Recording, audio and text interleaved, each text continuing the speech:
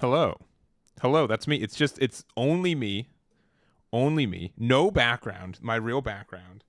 A little bit of purple hair. It's crazy. It's Wednesday. And by Wednesday I mean it's Tuesday. Tomorrow is Wednesday. I'm all over the place today. It's been a busy month. It's been a busy end of the month. And as part of that, I may have gotten some schedules wrong. So it's me. It's me today, which is great. This is the minimum of what you guys wanted today. But we've got the OP12 triple win a box for the OP12 meta with the new restrictions. So that means there is the choice restriction with the blue and purple Luffy. Can't use the 8-drop Katakuri or 9-drop Linlin. And then also Nami is banned. Sakazuki is legal to play. And most importantly, you can play 4 copies of the 1-cost Kabaji. So that's what we've got for today. We've got quite a variety of decks that we've got to play right now. If you guys want a leader right now, let me know. Also, Kitty with the 18 months, thank you very much. Do appreciate it. That is a year and a half. Thank you, thank you. You are halfway through this year to get to your 2-year dice. I do appreciate it. Thank you very much. Pumpkin, hope you're having a good time. Thank you, thank you. Better not be Wednesday. I know. I'm just like, I am the issue. I'm the issue. Sokka, there are, I think, like, we have 64 players, and I think 3 people brought Sakazuki. 3 people brought Sakazuki. Let me see. That is correct. 3 people brought Sakazuki. So we can do that. We can do that first. I know it's a deck that a lot of people are interested in. Let me see what these pairings look like. So we've got Sakazuki versus Shanks. That one could be interesting. We've got Sakazuki versus Shanks. Okay. Oh boy, if it's another Shanks, that'd be so funny. We've got a Sakazuki versus, let's see. Also, it's table 21 and all right. I know they just updated their deck list. No way it's triple Shanks. That's insane. Is that right? How many people are playing Shanks today? 6. 6 people are playing Shanks, and I think all of them queued into Sakazuki. So how many Bonnies today? Let's see. Let me see. We have 5 Bonnies. Honestly, I don't think of the 64 players that we have, I don't think any deck is being played more than 10 copies. Probably Zoro. Yeah, okay, 11 Zoros, but I think that's the most popular by just like a bit of an uptick, but nothing too crazy. I think there's, of 64 players, I kind of think there's like, over 20 players today. So, or 20 different leaders today.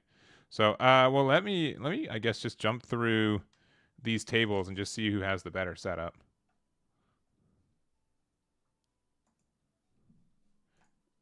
And we'll go off that. Yeah, let's do this setup. We'll go to table 21. And we'll have Shanks versus... Actually, let me get this part. All right, on the left. The left will have Shanks from OP09. Not the Star Deck 5 Shanks. I know you guys were We're hoping for that one. Not the case today. Not the case today. And then on the right, we've got Sakazuki. So I gotta dust off this JPEG of Sakazuki that I have. Let's jump over there. All right. And let me get these players' names real quick. We have Vincent is our Shanks player. I believe, yes, it's going to be Vincent on the left. And then on the right, we've got Ahmed with our Sakazuki. So we've got Wednesday Night One Piece tomorrow, which is probably why I had Wednesday on the mind. I don't know do you guys want me to bring a Sakazuki list? I can't guarantee that's good. That's my issue. That's my issue with it. I can't guarantee that the deck would be good. I kind of like the more tempo build that I was playing earlier.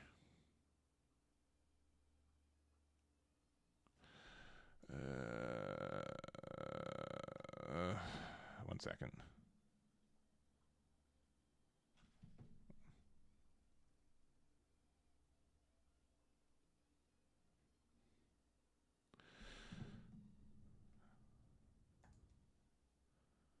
One person's not checked in, and I don't know how that happened.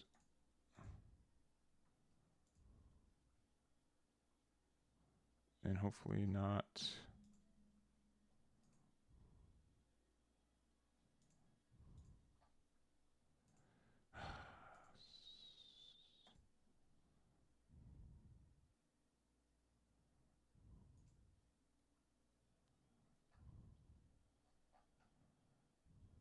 All right, I think we're good. Sorry, someone on Lace Reg didn't get put in correctly.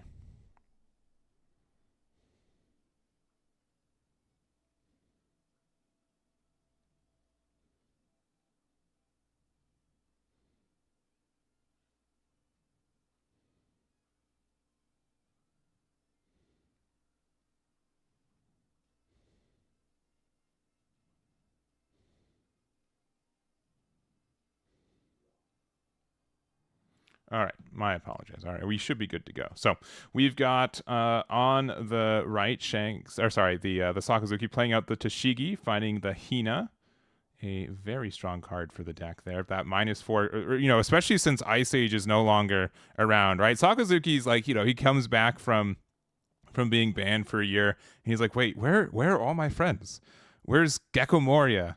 Where's Ice Age? Like what happened to them? Like I didn't and he must have passed them on the way out, as they were also in the the restrictionless jail. So I do think that this is kind of a weird spot for Sakazuki, where this is kind of our time to experiment with him and get some new usage. Also, we just passed it right back, so we get to use our ability again with Sengoku. If you don't know what Sakazuki does, I don't blame you. It is an older leader, but still in a really good spot.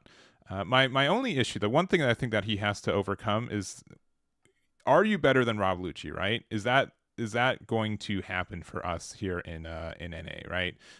He kind of left as Sakazuki, or like Rob Lucci came into the meta as Sakazuki was leaving, and a lot of the removal cards outside of stuff like Houndblaze is still kind of accessible from Rob Lucci.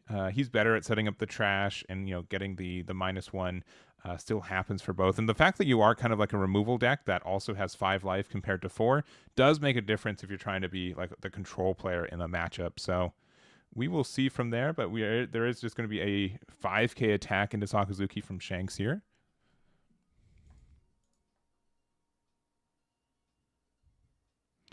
We have about 4 Sanjis. I think we have exactly 1 Koala player. I tried very hard to play Kuzan, and I'll say it's a personal skill issue. That deck is just not for me. I think the deck is good, but it's something that at least I haven't figured out. I would say that I am the one who is fallible. Kuzan's a perfectly. He draws so much. Also, we do have the new Shanks hitting the board. So this is a blocker, but also on opponent's turn, once per turn, you can discard a card from your hand to give something minus 2k power.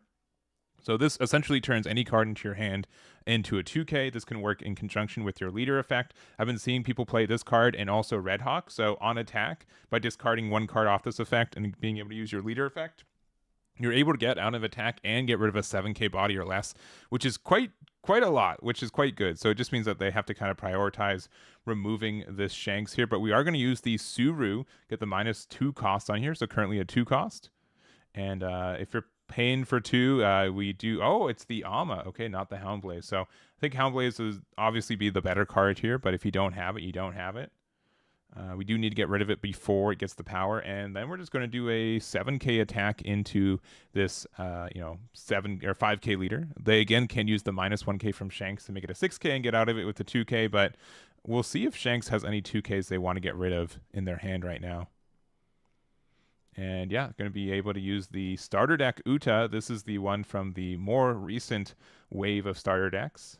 Shanks did get a whole bunch of new support cards, but it's been kind of let to be seen if they're actually any good is I guess the way I'd say it. They do have some synergies with the leaders, but it's been tough to say if they're like better than what we've been seeing currently.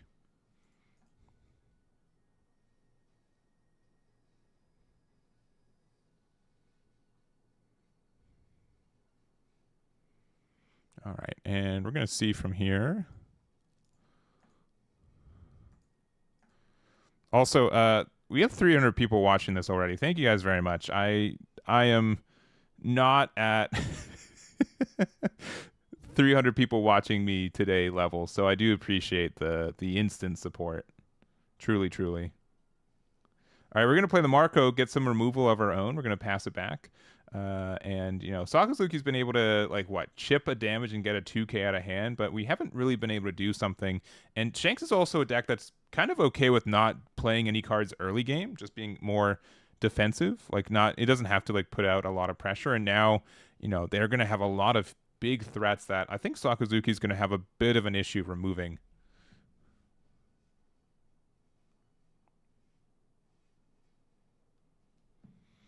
All right, we're going to start off with the 6k attack.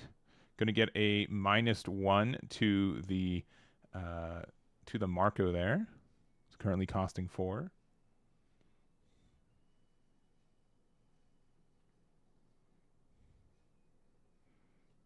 And Jake, happy to see you in chat. Unhappy to see you not in the tournament. I did see that you had to drop out of that, so I hope everything's okay. Thank you for being here. And the Jozu. Okay, so this is going to get the Suru back into the hand and get rid of the Marco. Jozu's been, I think, one of the newest pieces of tech that Sakazuki can take advantage of. Jozu's already really good, right? 6 or less is a fantastic removal on curve. And then also you get access to cost reduction with it as well. So with no additional cards, you get rid of a 7 cost or less. If you have something with if you have the feel or the stage, you can also get rid of an 8 or less. It is very easy to say even something as easy as Hina and Jozu gets rid of any card on the board that doesn't have additional cost increase, right? I think Jack is the only card that you can still kind of play out and have that.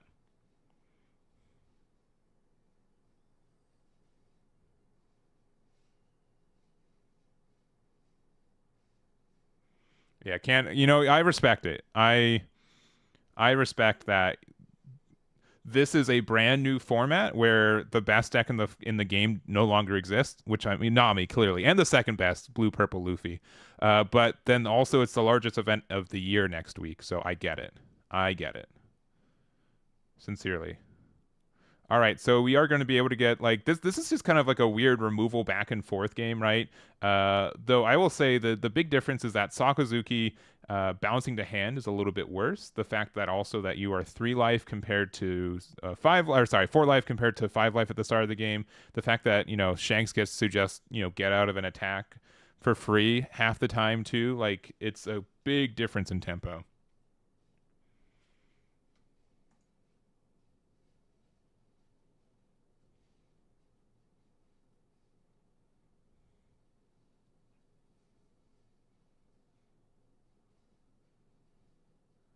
All right.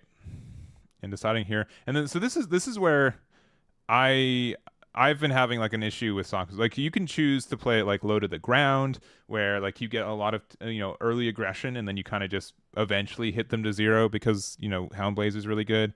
Or you can build it like really late game, but then you have a hard time like stabilizing, right? Like 10 drop Kuzan works in the deck still. I know people have been playing Jack in it. Jozu again still is really good, but you're just not like pressing a lot of advantage here. So like, what's your best play? We're gonna play Tempest Kick. We're gonna get the reduction for. I'm gonna guess the yeah. Otama gets to stay at 1 cost. We're safe. But Beckman is currently a 4 cost here. We could do something like Hina Houndblaze, right? But I don't know what we would do from there. Obviously with Gecko Moria not around, right? We can't do any like Rebecca fancy, Gecko Moria with Rebecca fancy removal strats, which Sakazuki, when it was banned, was the premier I think card to use Gecko Moria to success.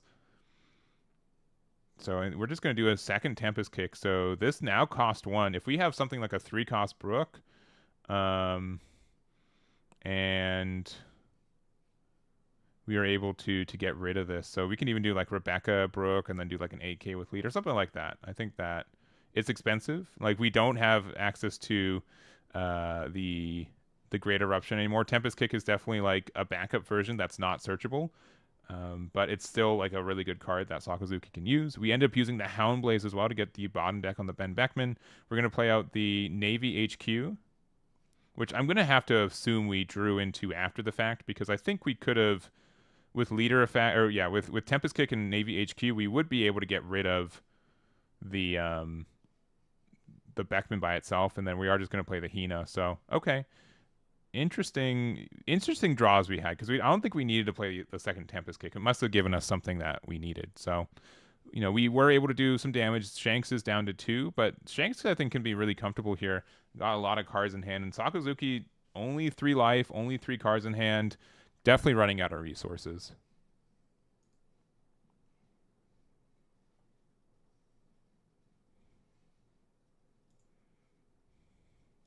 Yeah, I think Cavendish is definitely the thing that's holding back.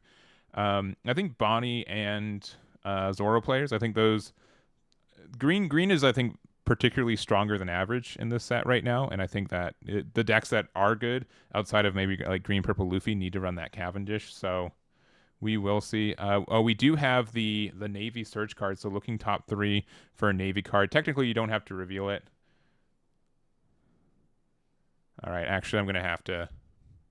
My apologies.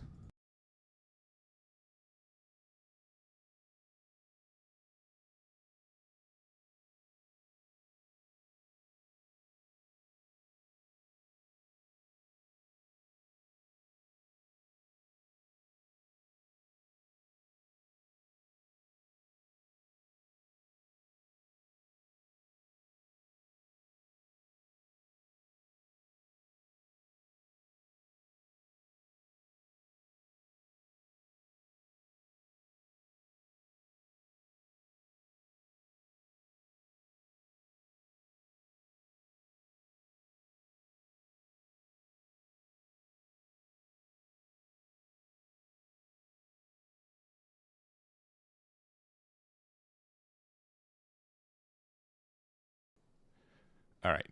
So unfortunately, there are proxies legal for this event, but only for OP12 cards. So I saw the proxied Rebecca for that one. So I don't think it's malicious, but generally if I let proxies happen in my tournaments, it's within a week of the set officially releasing, since OP12 released last Friday. So unfortunately, going to have to just give the L for that one. We're going to let them give out play it out if they want to change the deck for it, but unfortunately, we're going to have to jump to another game, which luckily all our Sakazuki players are playing the builds here against this. All right, give me 1 second actually though.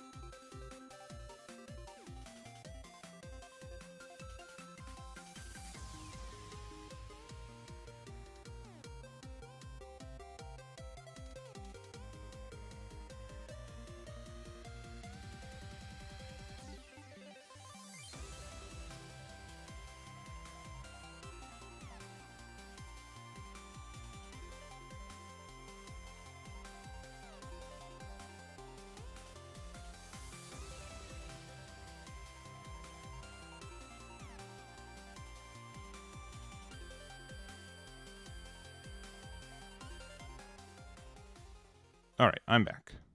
And we're in another. We have 3 Sakazuki players, and all 3 of them played against Shanks this round. So we're going to another one. I'll switch out the leaders here since they did swap positions, but this one seems like a bit of a different spot, right? We still have Hina. We see the Jack is on board too. Only the Rush Luffy on the board as is.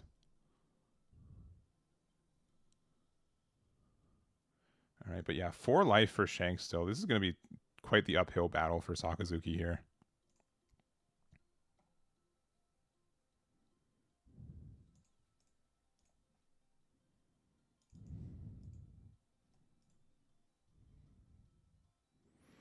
Let's see. Have I found my main deck yet? I don't think so. I need to test more. I have been seeing like blue, yellow Nami have success, which gives me hope. I'm going to wait until we have the new star deck out to do more testing with it, but I do think that deck can be good. I also kind of want to play Eustace Kid and try that deck out a little bit more. I enjoyed playing it. I do think it was like missing something earlier, and I think like Kuma's just such a good card, right? Such a good card. So I want to be able to play, test that out more. I know a lot of people have been playing it. All right, so we're passing it back. We did the Sakazuki thing where we played Rebecca, and now we've got 5 bodies on board. We were able to get some good removal with the Hinas, Brooks, and the Jack as well.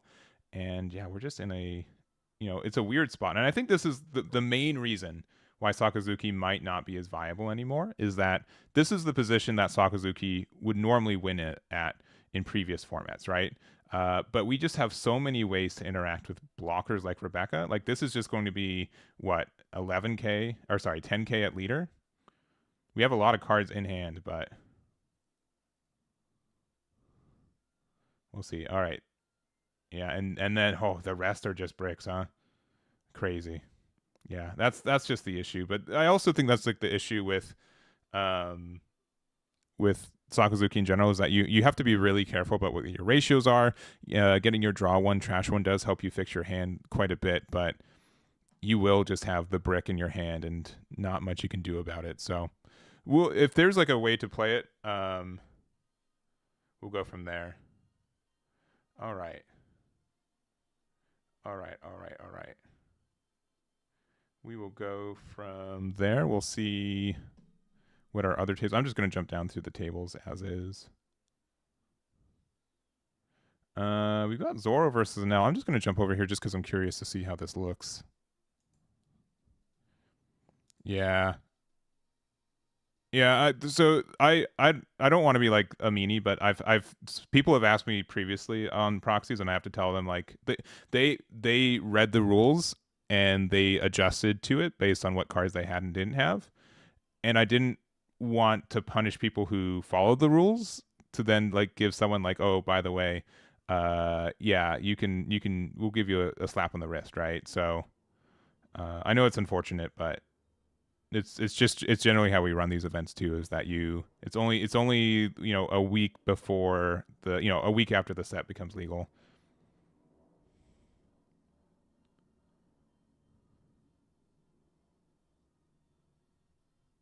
Yeah, so when I was having like I'd say the most success, I wouldn't say a lot, was when I was playing like the low to the ground kind of aggressive build, where every turn you attack for like 6, 7, 8k and remove a body if needed to. I think Jack is like good, but it's like too much late game. You're not actually a deck that generates value. You just remove things efficiently and press damage while you do it. So that's been, I think, a lot of people have been building their Sakazuki, like their Sakazukis like their Rob Lucci's, and I don't think that works personally. I don't think that's going to be like the long-term list to work if it does end up working.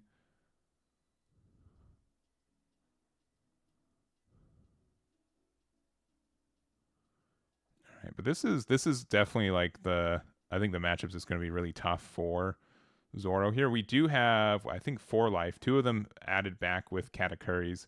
We're at 2 life ourselves. We only have 1 card in hand, so if we want to get rid of these 11k Enels, we definitely can do so. Just swing 15. Actually, we only need to swing 13 in case there's something else that we want to use. If we also have like the 3 cost event, we could go, we could clear 3 of these bodies on this board.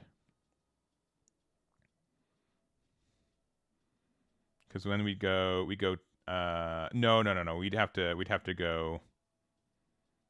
We'd have to gamble if that last card in hand's a 2K. Assuming I think it is one card in hand for our Enel player.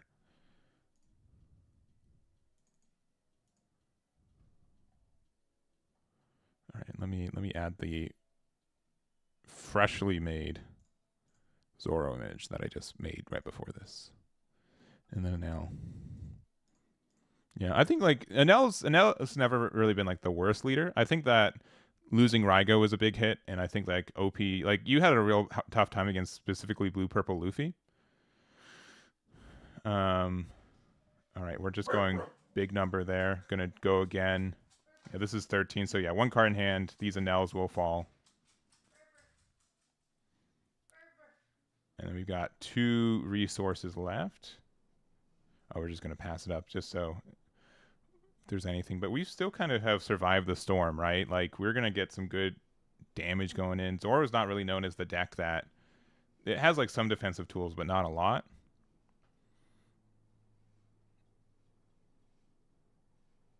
And yeah, it's like Zoro does a lot of swings, but it doesn't do like more than like 3 big swings a turn outside of using the event card. And even then, like if you hit like a beige off a life, you can end their turn. You know, there is like some negatives for, you know, only having your leader attack and being your majority attacker for the game. All right, we're swinging 7. We're going to use the Dead Man's Game to get the plus 3K on there. I think that's fair. I don't think Dead Man's Game is going to be used outside of that in this matchup anyways.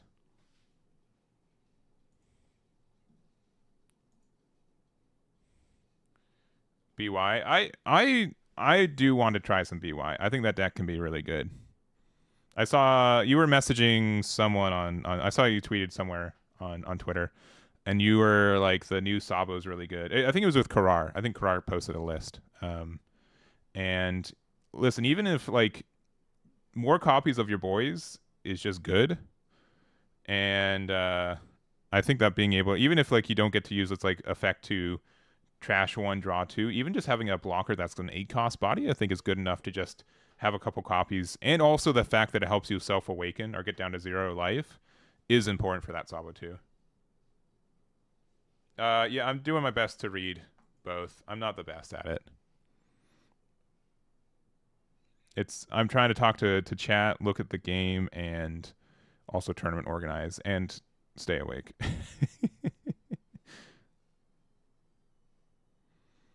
All right. All right. Well, Perona was able to get rid of the Zeus. That's 1 less attack next turn. Zoro's got 2 life, and I think it's known that 1 is Tashigi, and I don't immediately know what the other card is. Is it Mihawk? Might be Mihawk. It's an alt art, so I'm less aware. I think it's Mihawk though. You guys can let me know what it is. You got chat has 100, 20/20 vision when it comes to card art.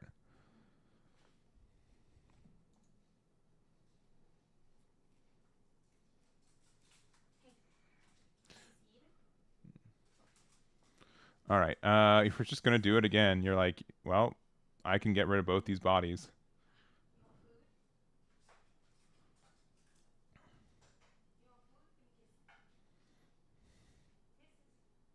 All right, there goes Yamato. We're going to use the activate main from Zoro. We can't hit into anything 7 cost or less, but luckily Katakuri is an 8 cost, getting rid of it. And it is kind of insane, like how much like, quote unquote hard removal Zoro technically has access to. We're going to play out the Hiyori. Let's just look top 5 for a slash attribute card or an event card, which is pretty much most cards in this deck. I think the only card that people regularly use that doesn't get hit by that is the 3 cost Tashigi 2K. But I think the biggest thing is that one of these decks heals and the other one does not. We do get the X-Drake, so another 2K in hand is nice.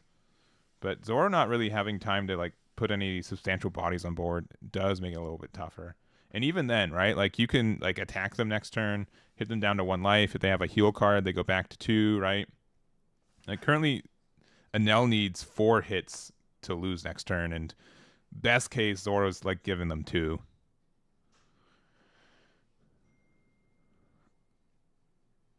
And I think at this point, like, Hiyori is obnoxious that they get to draw a card for 1 for the rest of the game, but I think you can just ignore it. Maybe if you have Yamato, you play it, but I think you are okay. Just 15. Yeah, no good cards in hand. Let's go 15, putting down Zoro to 1.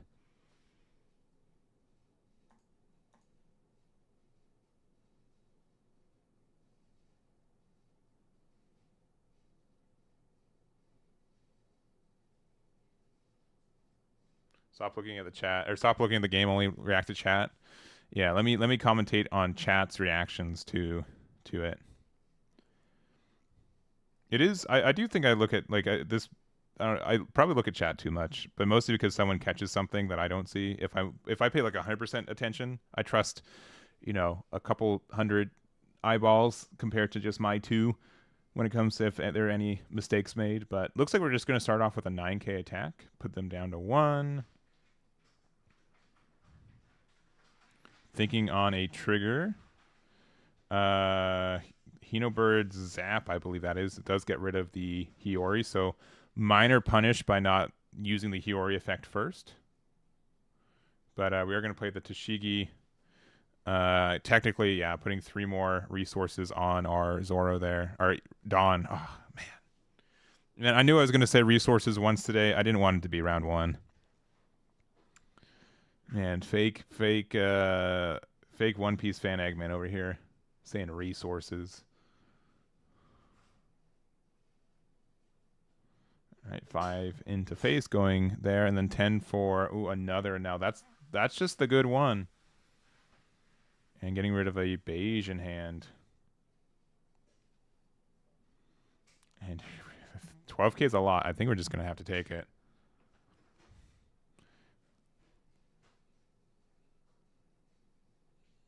Yeah. All right, going down to 0. And I think like so this is where I think Enel might get a big surge in play, and decks like Enel. I think that's also like I know a lot of people relate to Shanks and Enel having weirdly similar game plans besides having like no actual similarities. And the reason is that it's going to be tough for Zoro to be able to overcome the amount of defense that you have and life heal specifically from Enel. And these are both decks that were kind of like less popular in OP12 and not really successful in OP12 in Japan because Blue Purple Luffy was such a good deck in that format. So because of that, I think that there is a chance for these decks to make a resurgence. There are some people who are really happy about that. There are some people who are dreading for that, but we will see. All right, we're just gonna hit 7. We could, restand the Zoro if you wanted to. Oh, this we shouldn't do, right? This just gives them a free cycle, right? We just gotta leave them at 1.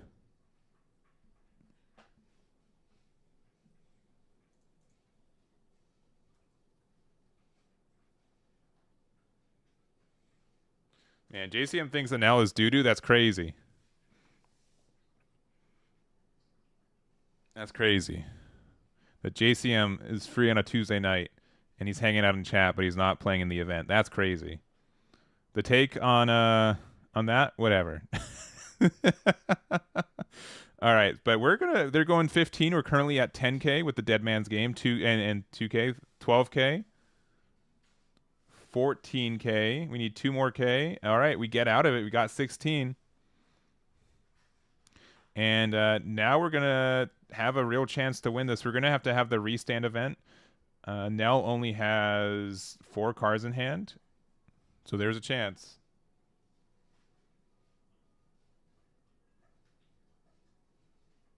All right. I think we probably have to swing like 9. 9 and then double 11. No, it has to be less than that, right? So we only have 7 resources to deal with. No, that's still probably fine. 2 on Tashigi, and then we put what was it, 5 on leader? So 11? Yeah, that's probably the numbers I would go with.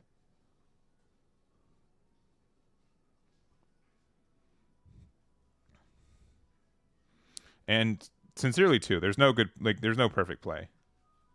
They gave me a soda. It's Dr. Pepper. Yomi's trying to get me on the soda train. Uh-huh. Oh yeah. Oh yeah, she is.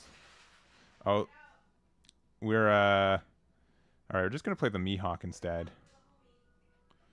She said she poured it out for the homie. That's crazy.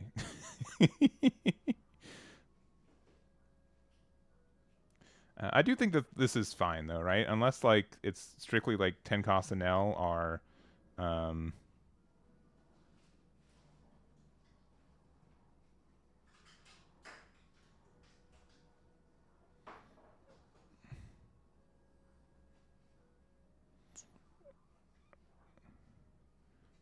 do we have that much? Yeah, okay. Yeah, I believe we do. All right, one more attack trying to put them down to 0. Oh no, a resource instead of Dawn count. Dang it.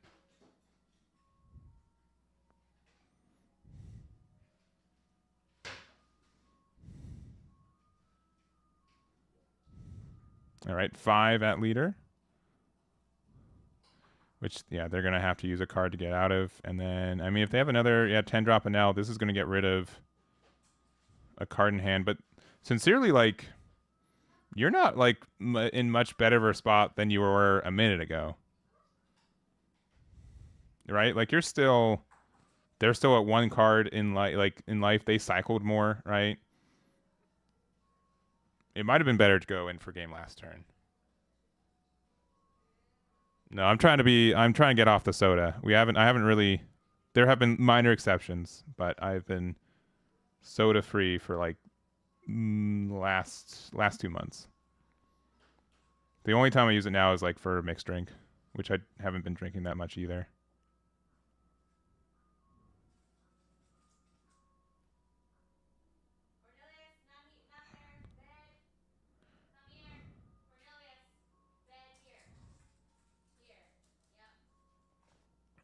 I drink tea every once in a while, but I've been seduced by coffee, so it's not.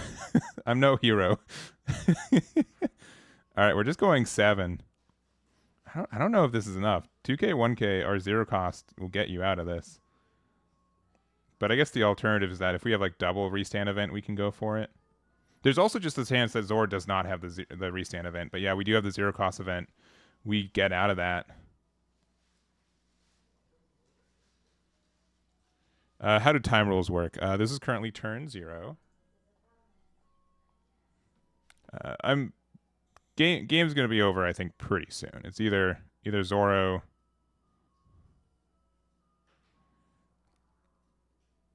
Yeah, they have to. They're going what? 7 plus 5, 12 into Enel, the character.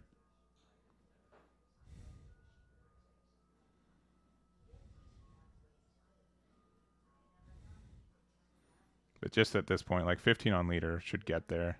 I guess they if they are able to get rid of the Enel and they have like a 2K blocker.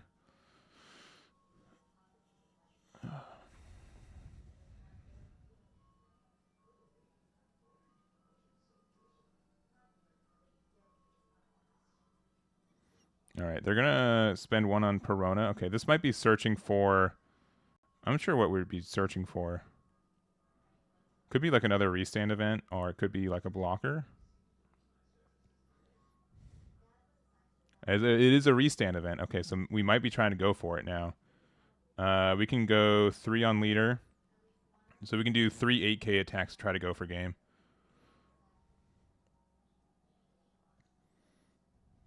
All right, 8K number 1.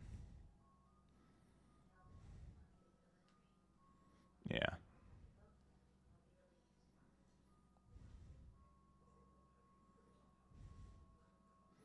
Either we have 2K, or another 0 cost event, or we just let it go.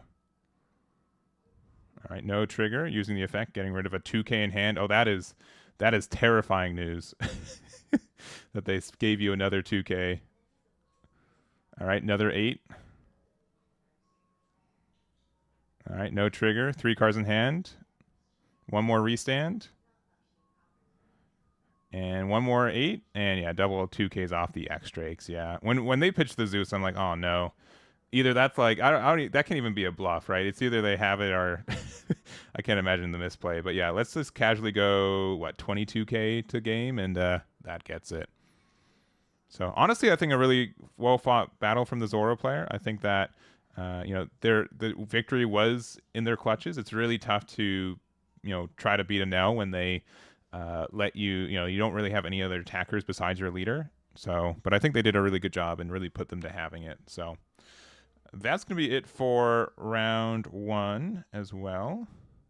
And we're going to see what we want for game, I guess, round number 2. If there's any leaders you guys want, let me know. I know at least 2 of our Sakazuki players are not winning this event, so but if they're, or at least are not undefeated, but they still can have some chances going to the next ones.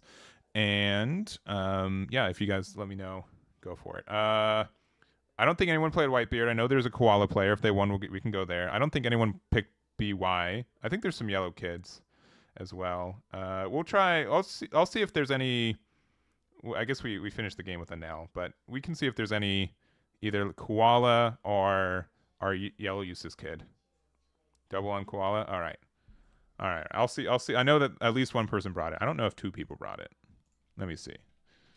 Two koalas. All right. If either of them are undefeated, we'll go to them next round. So I'll go check into that. We'll be right back, and I'll see you guys in round number 2. Be right back. Thank you.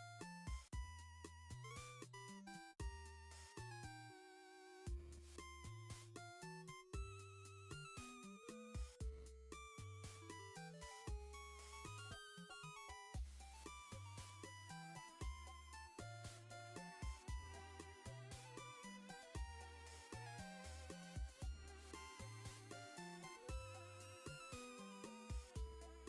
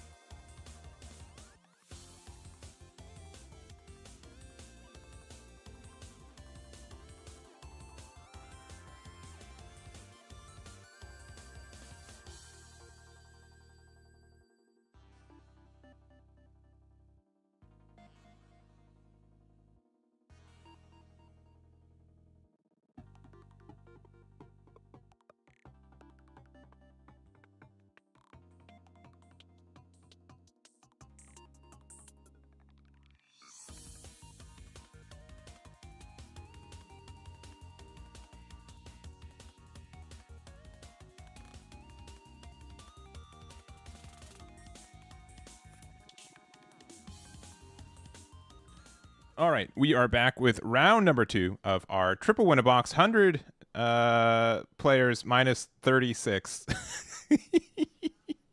So 64 players for people playing at home.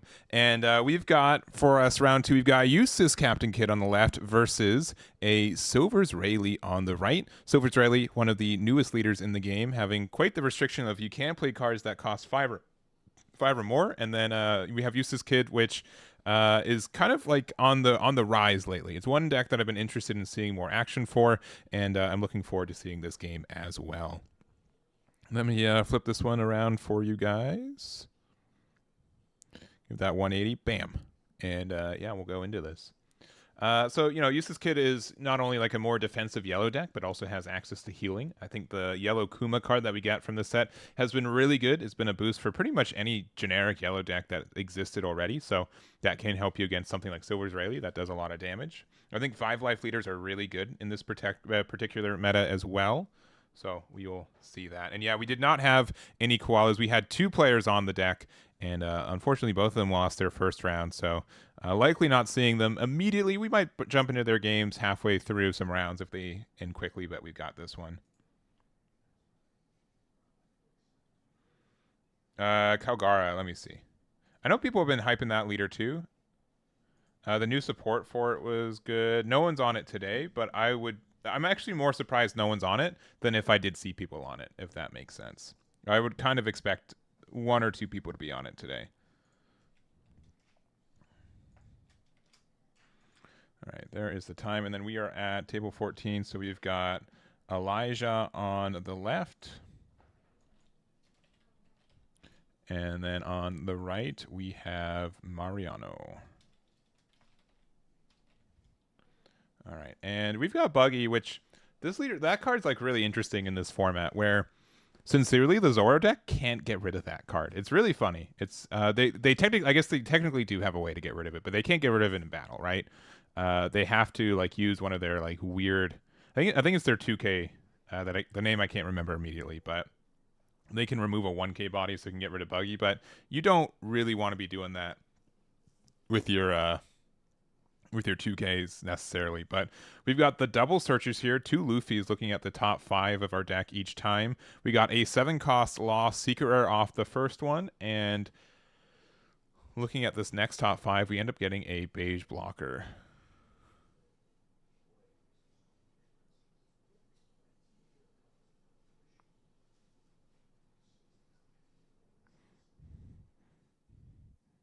All right, and yep, those are the ads for it, and likely going to be good there.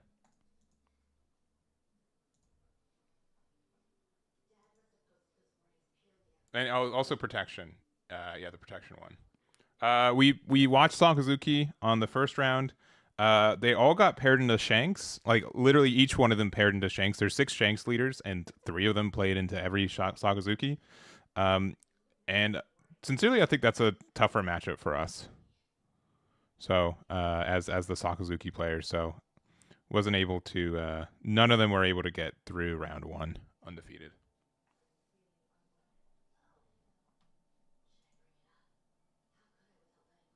Perona, I guess Perona Searcher as well. That's true, but that's still like investing some. Perona's not Slash, I guess. I guess you're right. I'm thinking like, man, Perona can find everything but itself in the deck, and I was thinking that's more of. Yeah, Perona's not. Yeah, Perona is special, and then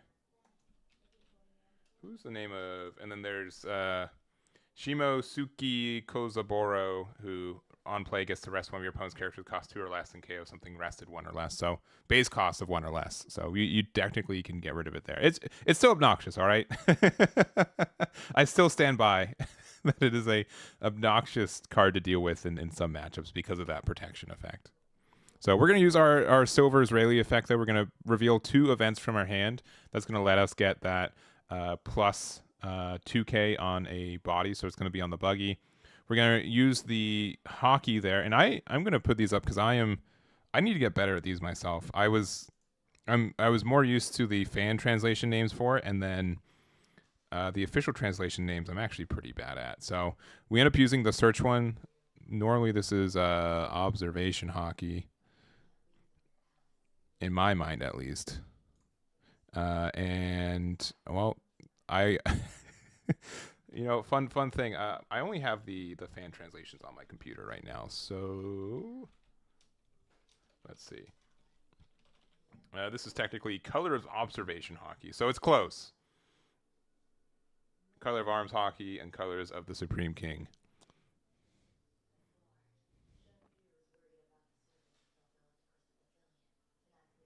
All right, and going 6 there using the 2K off the Zeus. And then we're going to pass from there. So we will be able to pressure this buggy if we want to. We can either attack into it outright, or we can use our Luffy's to attack, with 1 Dawn investment, attack 3K to get there. I think we're just immediately attacking with it. So curious. Yeah, we're just going to get rid of it.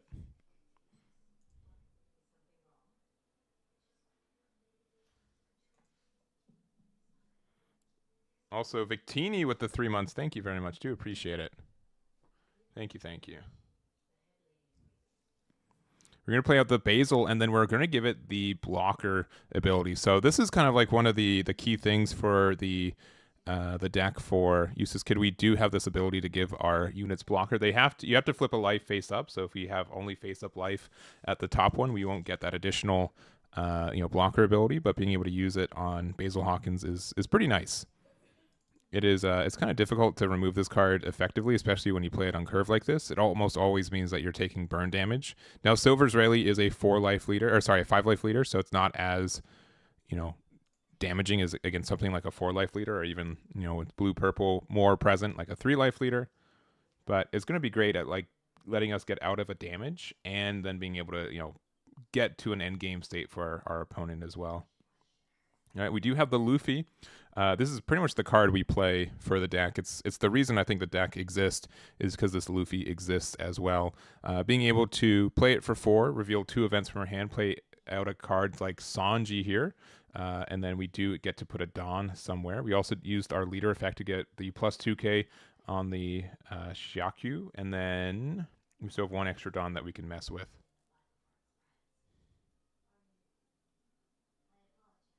Yeah, forcing that or using Linlin on it, and then you get a draw 2 trash 1 off the pop of it. Yeah.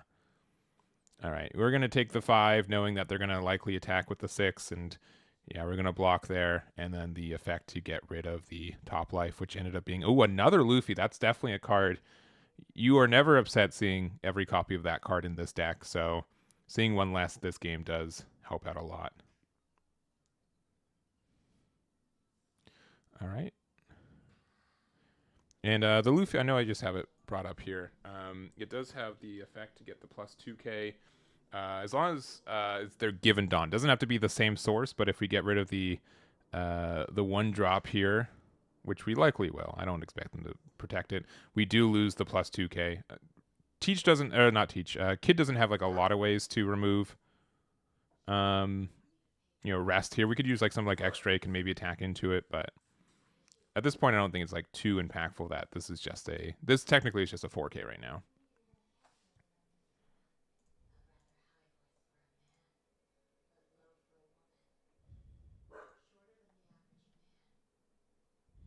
All right, thinking on the rest of this turn here, I think we've got 6 Dawn. We know that we have a 7-drop Law in hand. Looks like we're going to use Zeus. Interesting. All right, we're going to take a life, which is a little bit expensive. We're going to get rid of the Luffy here, so they don't get as much attacks next turn.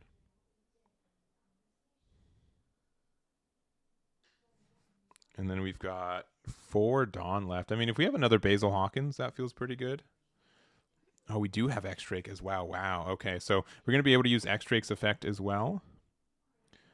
This is really good on board clear, but it is taking 4K of counters out of our hand. So we're going to rest it here. We're going to get the rest on the Luffy. I think I'd rather... Or sorry, onto the Sanji. This is 6K to 3K, so they could have defended this. I wouldn't actually have faulted them if they did, but it's interesting to see like Yellow Kid just has so many more of these. And then choosing to not use the effect. I believe they could have used it and restood the X-Drake, if I remember the restrictions for Kid? Yeah, something would cost 3 to 8. So we could have used it to restand the Basil, not the Basil, the X-Drake if we wanted to. But we're deciding to keep that life face up instead. And I think that's fair because it is kind of like a separate resource of like, man, I can always use the effect, but there are some turns like I really need that blocker, and if I don't, if I don't expect to take damage next turn, I got to be careful. All right, Nami searching the Sanji there, getting another 2k to hand. Silver still has 4 life, which is not too surprising for an aggressive deck like this. But I'm sure they were trying to find another Luffy, right? 2 Luffys are gone. One got KO'd, one got hit off a life into the trash off the Basil effect, and now we just got to figure out what's our best play. And again, if we're too aggressive, we know that next turn that they have the option for a 7-drop Trafalgar Law to come down.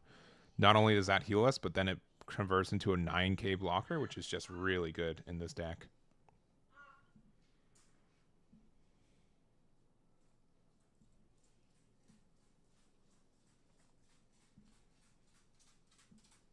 All right.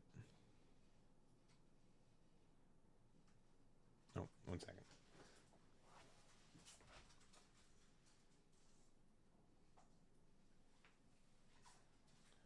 There's a mischievous corgi in the room, believe it or not. All right. After some consideration here, looks like we're going 7k into life, and then yeah, we can't activate the Kikunojo since we are at 4 life, so it does go back to hand, or you can't trigger it. I think technically, if we wanted to be a curmudgeon about it, you can still activate the trigger, and then your opponent doesn't have 3 or less life cards. It's fine. It's fine. Because you can just say, well, you activated it, and then it doesn't. Nothing happens. But that's going to be down to 0 life with the Kid Killer there. Super good card for trying to end games. 7k attack for 4 is really, really nice. And we're going to have to see if we can, re-stabilize here as well. Now, we can use like the X-Drake to rest the Nami and attack into it. So it's like 1 less attack next turn.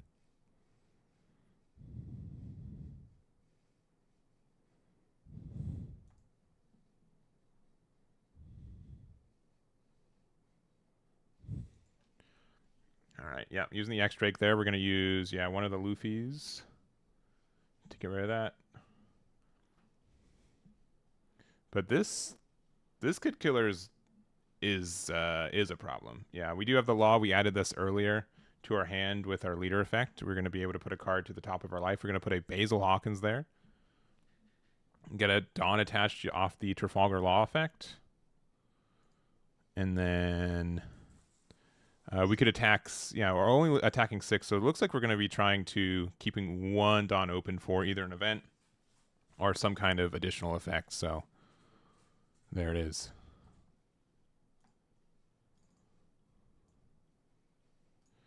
All right, well. Yeah, Basil's face up in life. One of the better cards to have in our life, too. I think the issue, too, is that we kind of need... If we want to get a blocker again next turn, we either have to take a damage or we have to heal 1 again next turn, which I would expect Eustace Kid to also be playing the new Kuma card. I think that card helps out a lot. I think in general, my expectation is this is a matchup that is favored Kid, but not unwinnable for Silvers, really. Yeah, I would agree with that. Yeah, it's something that definitely favors the Eustace Kid player. The fact that you're a 5-life leader that also has big blockers and healing means that it's a lot for Silver's Rayleigh to overcome, but not impossible. Not impossible indeed.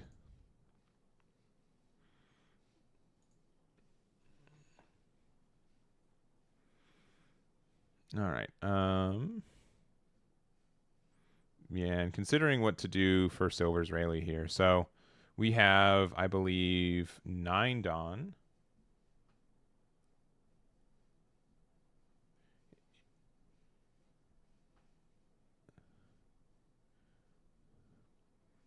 You still have Kid Killer out, which is just, again, just a 7k attack for free right now. The other thing, too, is that you have to be careful. Silvers does have a card that is lets you get around blocker. It's only for your leader, and technically it costs 2, though I think the 2 Dawn goes to your leader when you use it.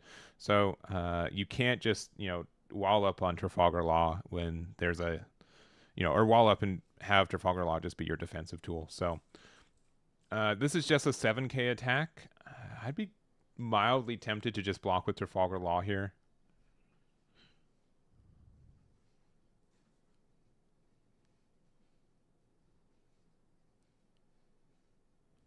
Yeah, just an easy block, just so you don't have to kind of worry about like playing around the unblockableness. But looks like we're gonna spend 2 here.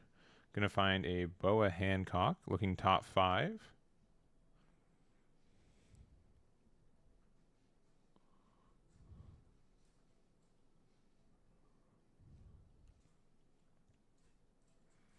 All right, looking at this 5.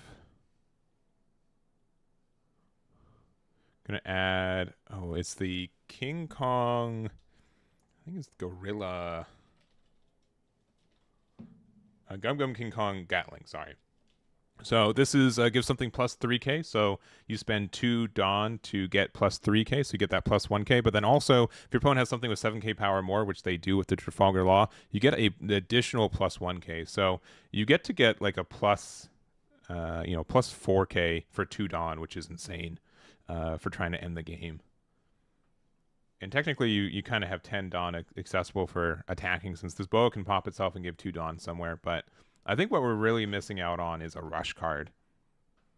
Silvers doesn't generally play that many of them, especially since they usually have all these kind of incidental 1 cost and 2 costs that even if they're tiny, you can boost them up very easily. But without that additional attack right now, it's going to be kind of tricky to end the game in this spot.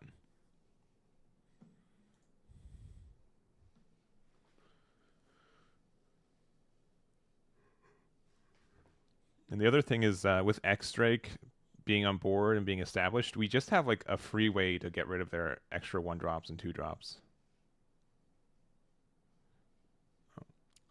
Did Eggman freeze?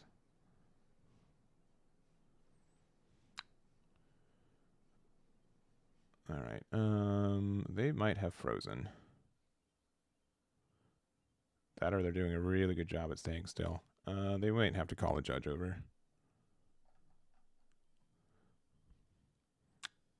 Yeah, it looks like they froze, and it's been a minute.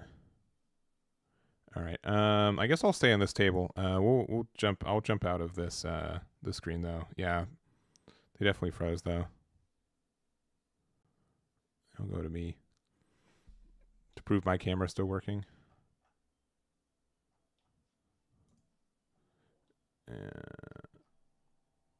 Okay, yeah, and called judge over as well. We'll see. Can we see the puppy? Cornelius. Okay, he doesn't like when you sneeze. I know this is, if I say achoo, achoo. Oh, is he comfy? Achoo. No, he knows I'm faking sneezing. I sneezed earlier. Yeah, all right. Let me see. All right. Well, I think that game, unfortunately, it looks like might be coming back. Let me see if let me talk to our judge. Let me jump into this and see if we're still playing this game out. Give me 1 minute. We won't be gone for long.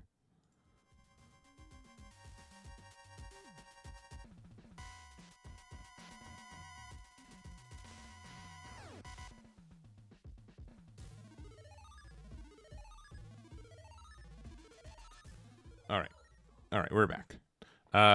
Yes, gave him a warning for the timeout. Opponent was okay. Game state seems maintained, so we're going to continue from there. So we end up using the 2 for the King Kong Gatling there. And we're going to go 9k with this one, getting the Basil Hawkins draw 2 and trash 1.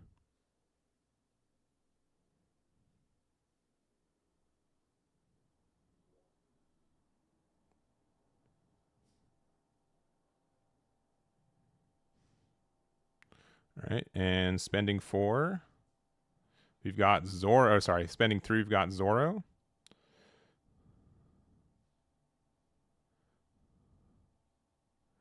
And we haven't used leader effects only for something 4K or less, right? So this is just going to be a single 7K attack to try to. Oh, we also have the. Okay, this is going to be another 9 with the boa. I see. I see.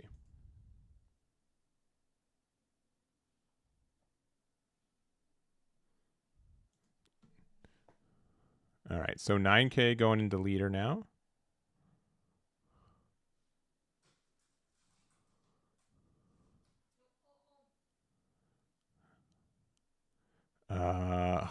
Brick City here. We've got the Blaze Slice, which can give a plus 1K. We can tie at 9, but even with the reset of hand, and this is my issue too, when we use all these 2Ks really aggressively, right? It just means we're going to have less 2Ks in hand. So, yeah, Zoro able to get there very narrowly, though. Could have almost stabilized at 9, because I think after that, I think it's going to just be tougher and tougher for Silver to go for game there. So, all right, there is that one. Useless Kid. I understand like why you want to play so many bricks, but I don't know. I'm so torn with Kiko Nojo most of the time. I don't. It's such a good card. Like obviously if your opponent was at 3 or less life, you would be good. But with so many people on 5 life leaders right now, it's really difficult for you to hit them down to 3 naturally to be able to use the effect, right? So we're going to see if there's any other games we can jump into real quick.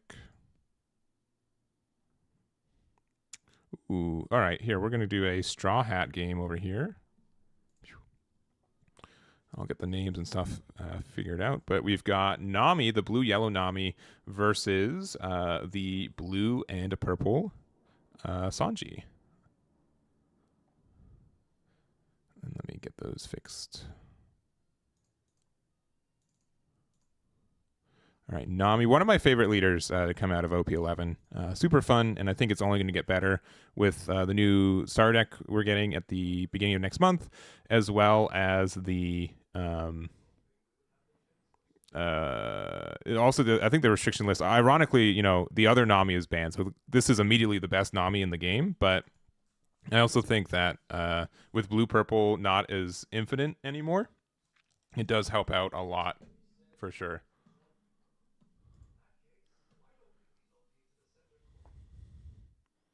Yeah, Yamato is way better. Yeah, because you just if you hit them once, right? Yeah, 6 cost Nico I think is good. It does kind of the same thing. Yeah, so I don't think like it's as bad. But if you're playing a deck with Hiyori, like I have to wait till Odin comes out. In the blue star deck. But if you have like the Yamato Searcher, you have Hiyori, which you're able to like set up your other cards. Also Wano, like you can definitely make some Wano builds here. But this is like a weird spot for both players' decks, right? There's a lot of dice on the table, right? We have just so many like boosts for our Sanjis. I guess we have 15 events in our trash, which is quite the feat. So these are 8K Sanjis, right? Um, yeah, Wano Nami. Yeah, I'm waiting to until the star deck comes out to do some real testing with it. But we'll probably start doing some testing for that next week. All right, and we're gonna use the red rock to get rid of one of these Kumas here.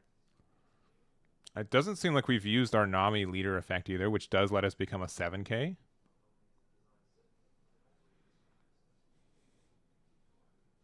All right, we're just going to go 5 into leader, so I think we kind of have to just discard something here.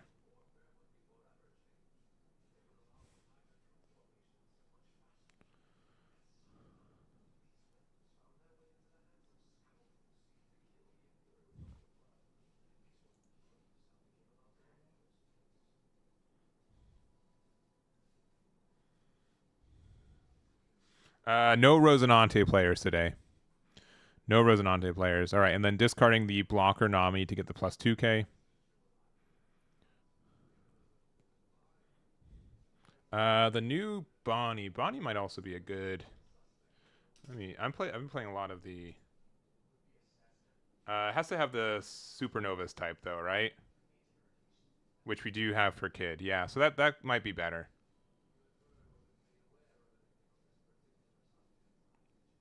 Yeah, because you can make yourself a 6K leader. There's the one in OP13, right? the draw 2 trash 1 trigger. Yeah, I think there could just be better ways to, just better cards. No Vegapunk. No Vegapunk either. As mentioned though, we'll have okay, yeah, we have the 8-drop kit here, which is great. Going to let us get the draw 1. We might have too many cards in hand though to really. Yeah, we do have 7. Okay, so we do get the draw 1 off our Nami leader effect. They're down to 0, and most Sanjis that I know aren't playing the yellow, or aren't playing the purple Linlin, so they don't really have a way to heal. These blockers are great, right? These are 9-cost, 7K blockers. So it's still going to be tough to get around that, but just having like another 8K body here is good. They giant to get out of an attack going down to 8 Dawn. We're going 7K again, and probably a block 1K here.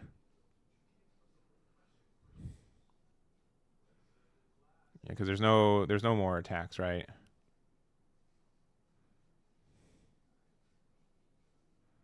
Yeah, block and 1K with the pudding there. So Sanji's down to 0 life, 3 cards in hand. Going to go to full 10 Dawn. We have 3 our Sanjis have 3 boosts on them, so their 8K bodies are Reijus are 7Ks. Most leaders would have a tough time with this, but Nami being able to turn itself into a 7K leader is so strong here. All right, going to attack. We're going to immediately use our leader effect. Oh, sorry, no, we're going to use our 8-drop kit effect. Sorry to end the turn. My apologies. So we get a draw 1, trash 1 because our opponent's at 2 or less life. Yeah, getting rid of a Cavendish.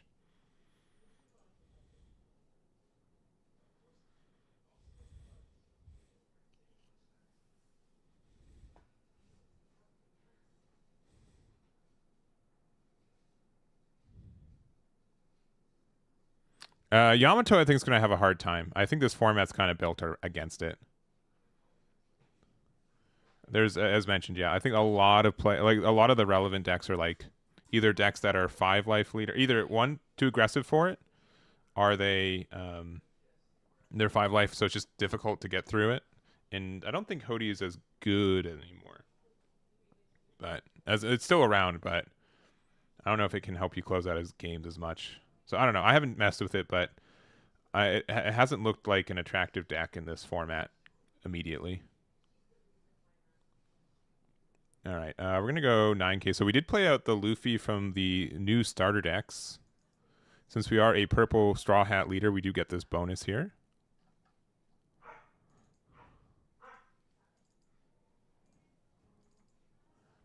So that's pretty good, especially since we are a deck that has ways to like get our Dawn back as well.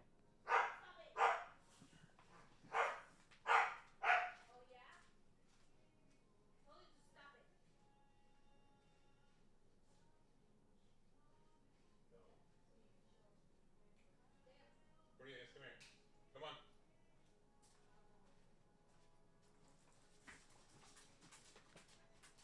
Sorry, we got a Corgi who's just full of energy right now. Full of energy.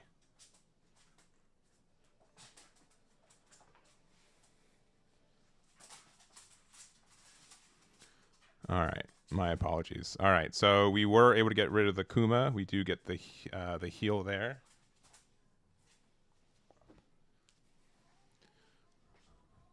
We're going to go another 8K.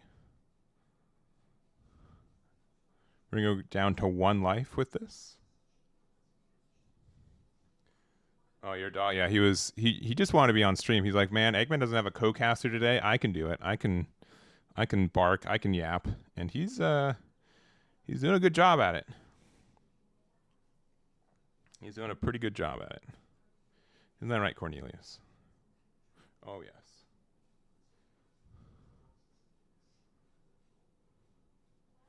Oh, did they just decide not to heal with Kuma?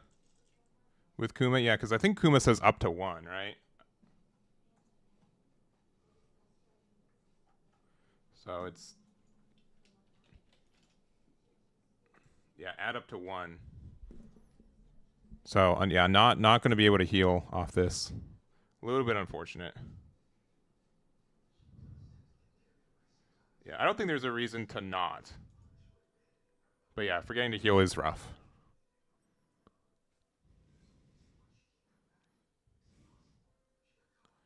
All right, we're attacking 9k, and we're just going to immediately use Giant to get out of it. Again, we are a 7k leader thanks to the 6-drop Luffy here.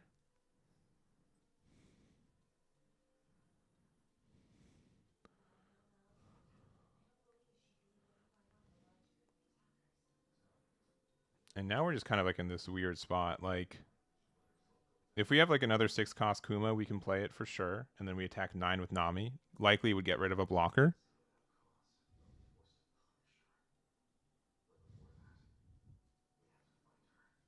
Okay, this is going to be a 9k, so we do get rid of 1 block. I mean, we're still going to be able to be a 7k leader next turn, and hopefully 2 life if we have a Kuma in hand. Yeah, which we do. So we could be at 3 life right now. We could be a little bit safer, getting rid of the red rock here. I don't think it's going to be a huge deal, but yeah, definitely a misplay in my mind. No one played Kalgara today, which I am surprised about. I would kind of expect someone to bring Kalgara today. Also, we are running into time. Both these decks draw a lot of cards, but I'm going to guess Sanji's drawn a couple more. So we'll see.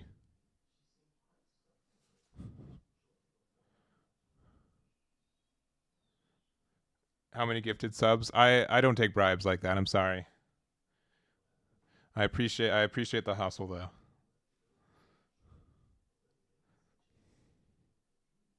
All right, we're going to use Giant here to get rid of Kuma. So that does get a bomb deck for it. So that doesn't proc an on KO.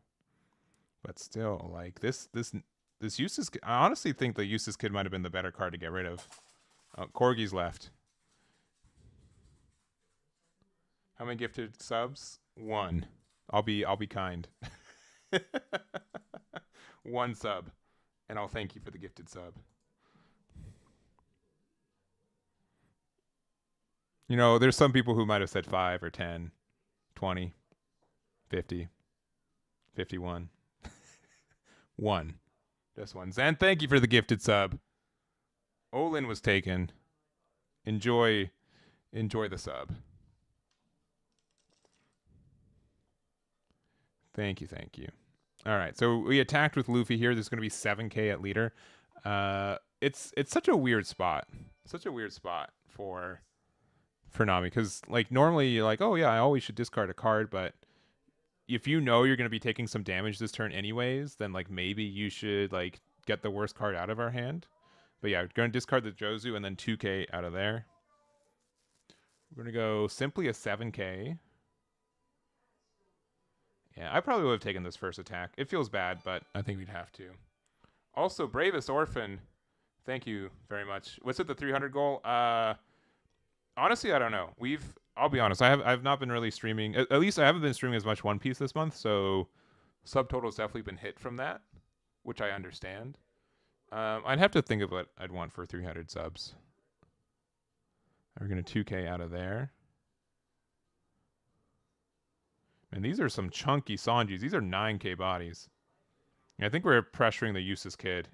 Yeah, another 2k. Yeah, at this point, we might just be donezo.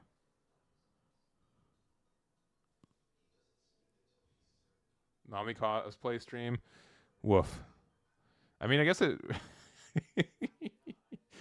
What's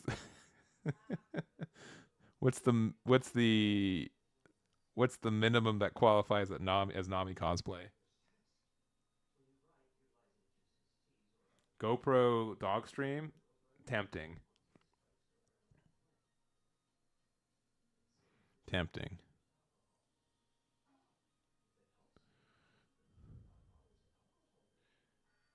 You know, I'm seeing all these suggestions from people who aren't subscribed, though.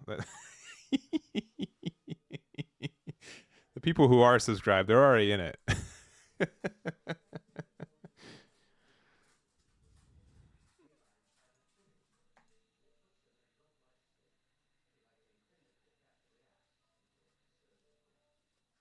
What do you do if you see no dragons with koalas after playing 5 searches? I would confirm that they're in the deck.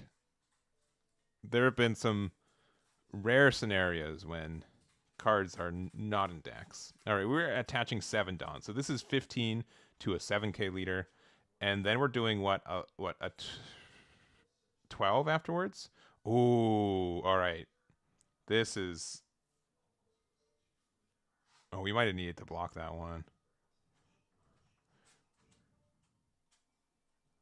So minus 3K to two things. So to Eustace Kid.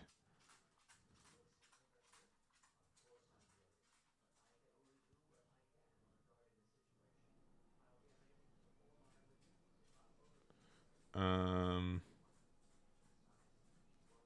So this is what 7 plus 5. This is 9K to 7K. So we okay. They didn't block with it, right? So they that's it. I think. Yeah, that must be it. Yeah, I think they needed to block the other attack. Yeah.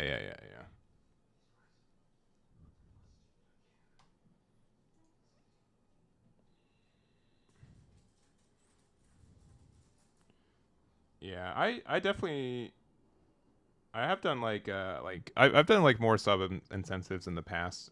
I will say that I'm like not a I love card games and I end up streaming on Twitch a lot. I wouldn't say that I'm necessarily a Twitch streamer inherently, so it's not my direct purview for it. But yeah, Future World, I'm gonna get into it more again into OP7, but OP6 the format or SBO1 I guess the format's just so rough that I don't really have any reason to feel like to play. I feel like the format's already figured out and it's pretty stale. So I think OP07 or FBO7 is going to have a lot of new cards to play with that also help out like older archetypes. But um, it's I do agree that yeah, there's when especially when Gundam came out too, and I've been playing a lot of that. Yeah, it's just not playable, and there's like no events for it. So, but I do think like yeah, this is definitely a format, especially like not only did Yellow get some good support cards from this set, but also Blue Purple Luffy. I think Blue Purple Luffy was just the bane of a lot of the Yellow decks, right? It essentially was just as defensive as Yellow decks. It also had access to healing off the Lin Lin, and then you just could never beat them, right? So it's just going to be. I think that is going to let like Enel have a little bit more of a chance. Yellow Eustace Kid, Nami, maybe Koala, maybe Purple Yellow Crocodile. I don't know. Some YouTubers trying to hype up that deck. I don't trust them though. Um, so we'll see. Kalgara, yeah. I think I need to do some more testing with Kalgara too. It's just not as present. I was really surprised no one brought it today for sure. All right. Well, um, oh man, selling gold markers for 35%. Dang. Well, hopefully it doesn't die. I think we've been seeing like what there's a new manga booster also coming in November, which hopefully the art is just as good without the format being just as bad. So at least with Fusion World you can always play online, though I know that card acquisition for that game is sometimes tough. I think I picked up like a couple of like the SR plus packs or whatever they were selling, but I don't know. But I think we've already got the next round started. But yeah, I at the end of OP11 I did like Calgara, um, so I am looking forward to testing him out again.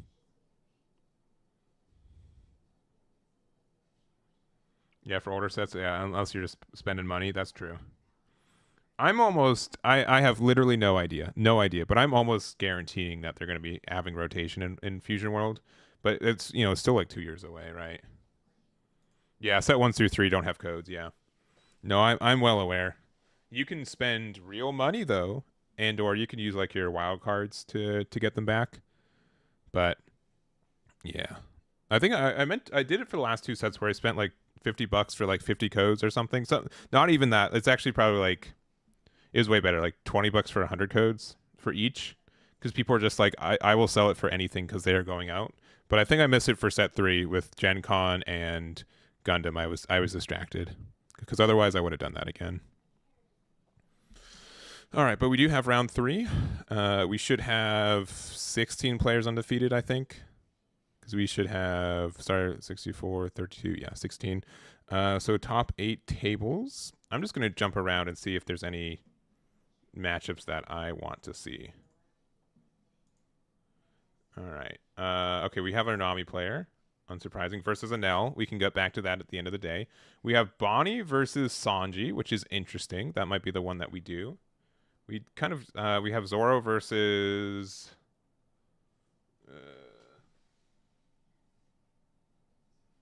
Silver's Rayleigh. Sorry, I'm not as used to the alt arts for leaders yet.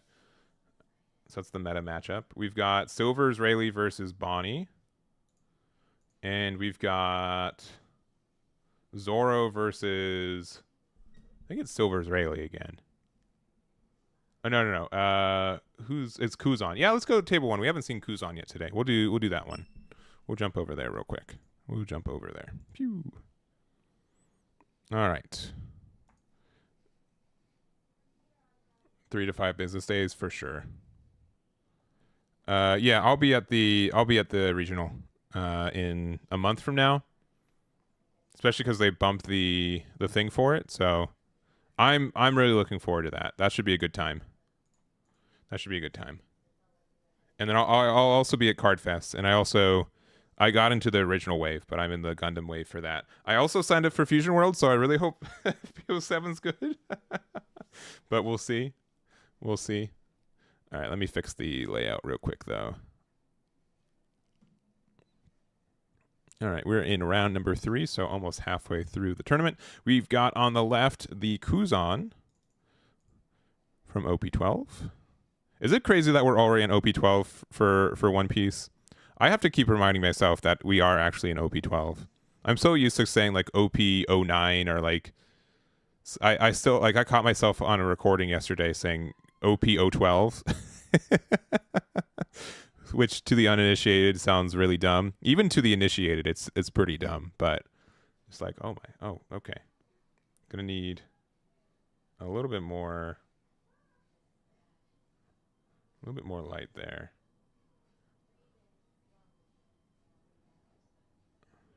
Here, okay, there we go. Okay, that's good. Okay. When he turned it off, I thought sometimes it's weird. Sometimes I have on my screen just like a white background because the light from my screen is enough to change what something looks like. So I've done that before with that, which might have been what our player was doing. But if you guys don't know what Kuzan does, it is kind of like the Navy card. It's for a minute. It's the only blue Navy leader we get. And then Sagazuki came back, so lost that kind of neat little trait for it. But it doesn't really focus on removal like a lot of other Navy cards. Focuses kind of more on like card draw. It gets a lot of consistency from the discard draw, and also has some ways to put out some pretty big bodies as well. So pretty flexible in a lot of its gameplay. We do kind of have like a poor man's version of Gum Gum Giant as well. We don't get like the card advantage, but we at least get the plus 4K. And yeah, I think it's a solid deck. It's also just a deck that I've have had no success with. So we'll see. But I would love to see some Kuzan play, see what I've done wrong, how to do better with it. I will not be going to Florida. I'll be going to Canada. There's an event for both those days, and I chose Canada because it's about as far as away. And I'll be honest, I love Canada, and I tolerate Florida. I'll be honest. It also helps that I was born in Canada, but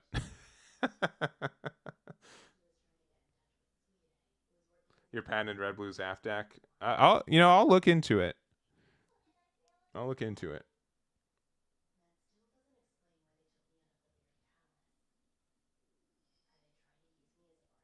That's your first regional. Sorry, I know. Head to Card Fest. I'll be there.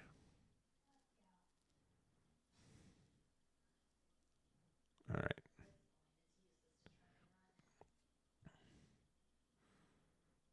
So nothing from Kuzan. Really, the only early play that we have on two Dawn is like a Tashigi. So not too surprising here.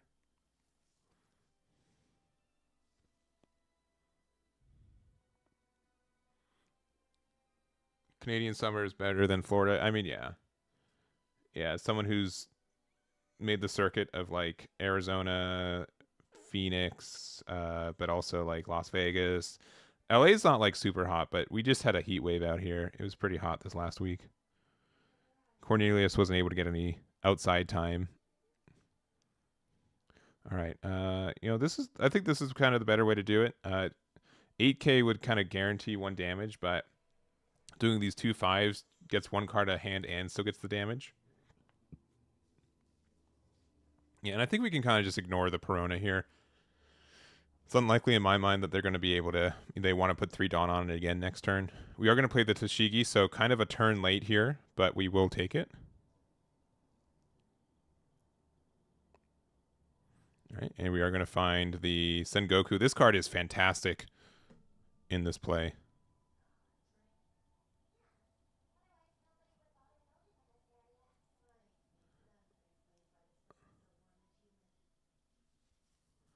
All right. So with the Sengoku effect, we are able to use a. We discard 1 to get 2 Navy cards off the top 5 of our deck, and then we will be able to get a additional draw off that as well. Off the discard. So it's kind of like, discard 1, draw 3. And most cards in our deck are searchable off Sengoku. It's really easy to have like a mostly, if not all, Navy package. The only cards we can't really find are like Sengoku if we're playing like Red Rock. But most cards just really good.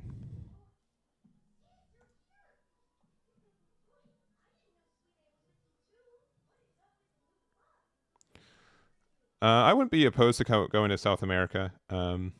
It would have to be more of an additional vacation. I've been to Mexico once, but I haven't been south of that. I also know that Mexico is not part of South America, for the record. But it is lumped in together with Latin America for games for Bandai. So, but just so we know that I kind of know what a map looks like.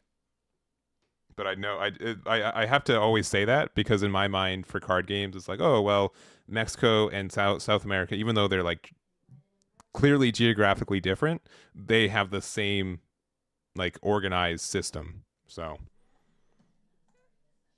I always feel like I'm gonna get called out for saying it one day, and someone's like, Eggman, do you think Mexico's part of South America? No, but the card game I play does. It's not gonna be any better.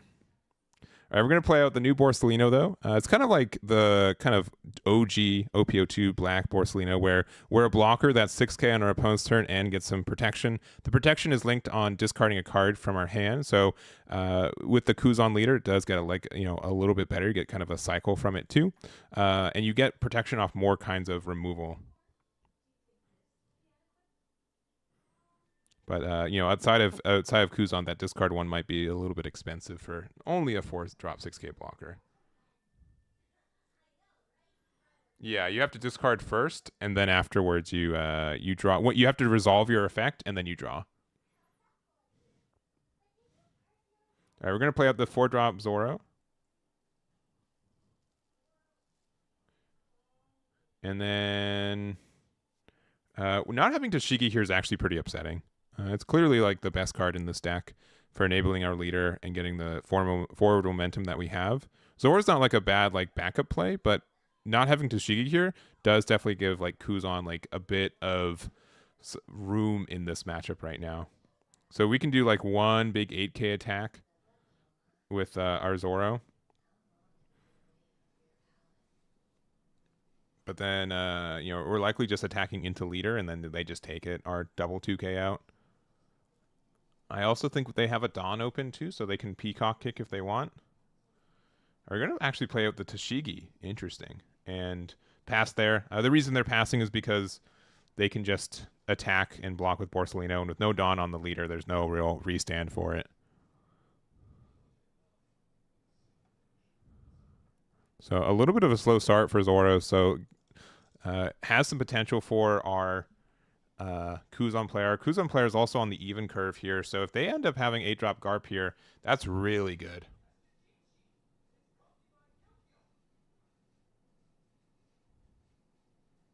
Oh, God. Sorry, I must have been distracted. You're right.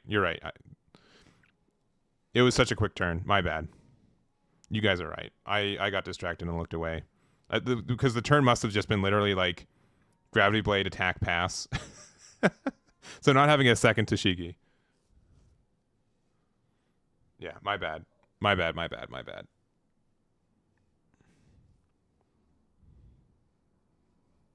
My apologies.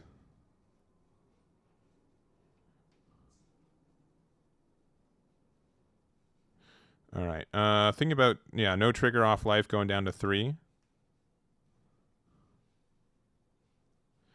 And yeah, we have the 6-drop Kuzan that we played the previous turn. So means that I'm going to say likely. They said that the Zoro can't attack next turn, which is fine.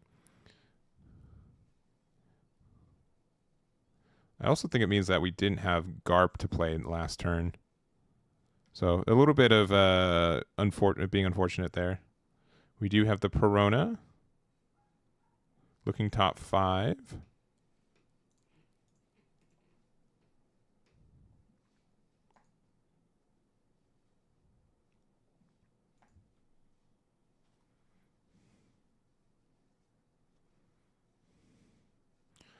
If I was to guess, our play on the right, their computer screen is part of their lighting setup. So when they change screens, it changes it changes how much you know, how bright your monitor is, which is changing the screen, like what the layout looks like. So I might ask him to see if he can fix it, get a better situation for it. But that's what's happening. He's not adjusting the light on purpose. He's changing tabs to look up new cards, which is allowed. As in, like, see what your opponent's cards are, and that is changing what the brightness of the monitor, because you're switching to likely like a page that doesn't have as much color on it.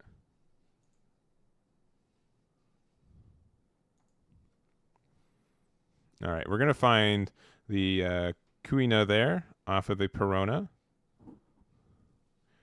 That doesn't let you rest the Kuzan, which is a little bit unfortunate. All right, for 5, we're gonna play out the. Or sorry, for 4, we're gonna play out the Kuina there. She only lets you rest a 4 cost or less, right? Yeah, so only the Tashigi.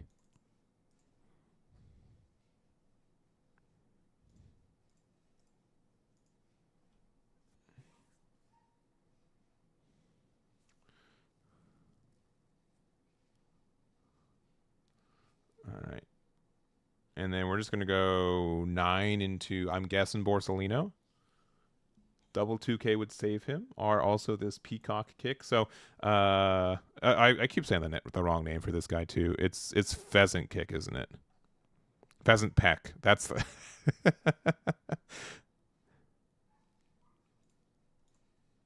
Yeah, Pheasant Peck. Which actually, let me make sure that's like the actual. Yeah, it is. Okay. Ice Block Pheasant Peck. So we do get out of it. We have to discard a card, but then we draw one off our leader effect. We're going another attack just into Kuzan leader because there's not anywhere else we can go. And then we're going to use the restand event and try one more time. So another 9k here, going down to 1. And looking if we want to activate a trigger. Oh, we do have the red rock, which we can use to get rid of, sure, the Tashigi. Yeah. Yeah, can't use it to get rid of the Zoro because otherwise we can just rest the card there. Do we attack with Perona into Tashigi? Likely.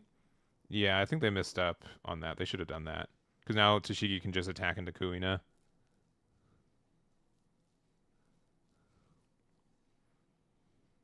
Yeah, he should have. Yeah, should have attacked the Perona into it because otherwise, yeah, I would have been able to protect it.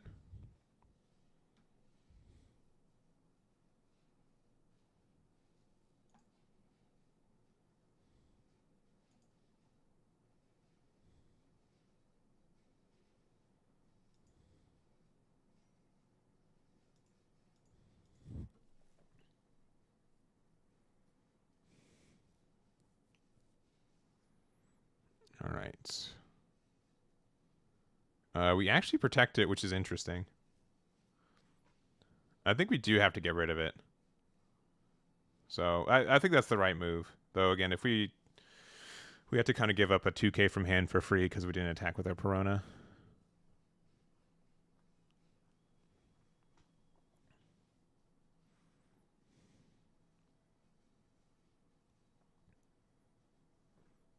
we're going to attach 2 here.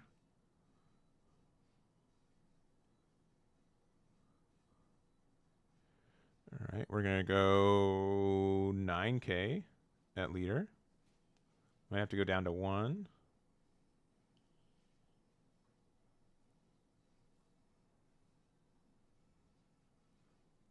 And probably just making sure what the Kuzan is. Okay.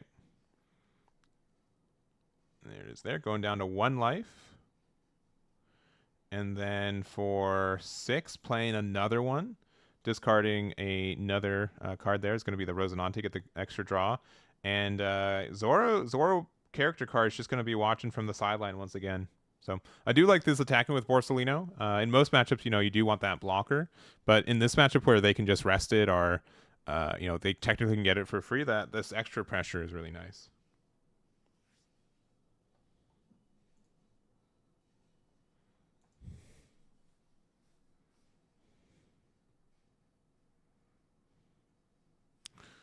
How much time's left in round?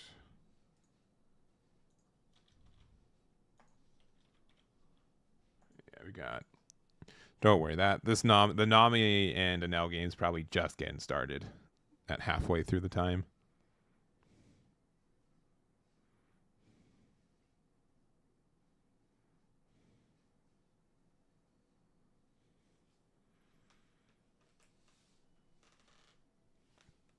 All right, thinking here, we're at the full 10 Dawn. Zoro cannot attack because the Kuzan there prevented it from attacking.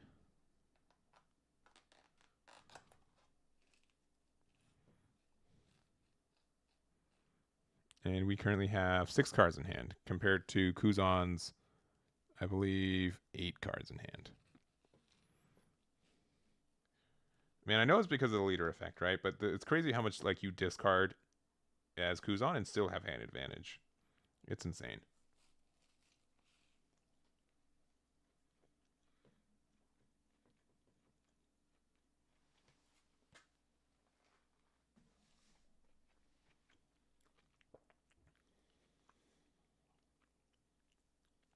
All right. There could be a decision to just try to go for game, right? If you have the 3 costs, you can do double 12K, which at 1 life is scary. There is also 1 Dawn open left, so it can definitely be a Pheasant's Peck to help you not lose.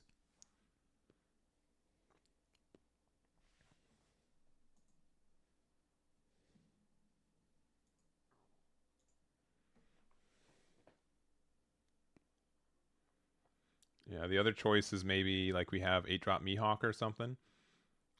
We can play it out, get the additional Dawn back, and then still just kind of go for board, right? We can attack into Borsalino once, attack, hopefully try to put Kuzan down to 0 life. There could also be a chance that we have something like a Hody in hand or a Dead Man's Game.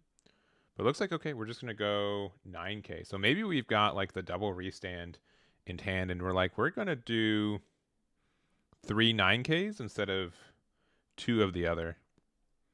So double 2. Okay, because are they attacking into Borsalino? Okay, yeah, they must have been attacking into Borsalino, and we ended up saving it, which I don't know if we needed to do that. That could be a little bit greedy.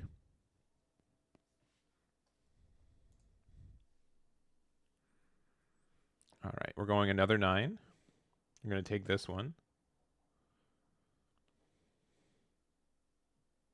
We're going to spend 3. We're going to try 1 more 9.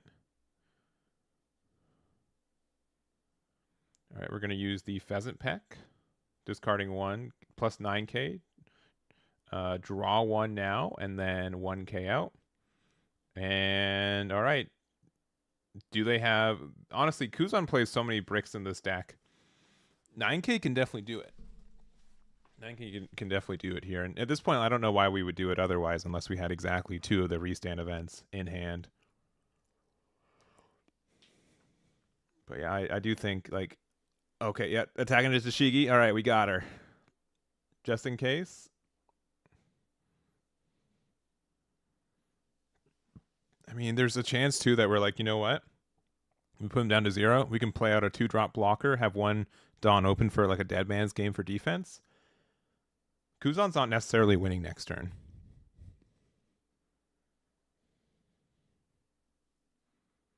All right. Yeah, you know what? We're going to do it. Let's do it. 9K. And double 2s and 1. Yeah, we just had the good hand. Yeah, we had 4 2Ks in that hand and the pheasant peck. Not much you can do about that as Zoro. So, likely dead here. I don't think that. I can't really think. Yeah, big 9K attack here. We can go like 9, 9, 13. Just good numbers here. Yeah. And yeah, gets out of that 5K. And then, yeah, big 13. Actually, a little bit larger than that, 8 plus 9. So 17K. So Kuzan's able to take that, end up 3-0 for the first half of this tournament, and we'll have to see how their run for the second half is. So there it is there. All right, let me see what other tables are going on. So table 2, we've got Zoro versus Zoro. Okay, guaranteed Zoro, undefeated. We've got Silver's Rayleigh versus Zoro as well on table 3. Again, Zoro, I think, is our most popular leader today, but only 11 copies of it. I think we can go to table. Let me check out table 6 real quick.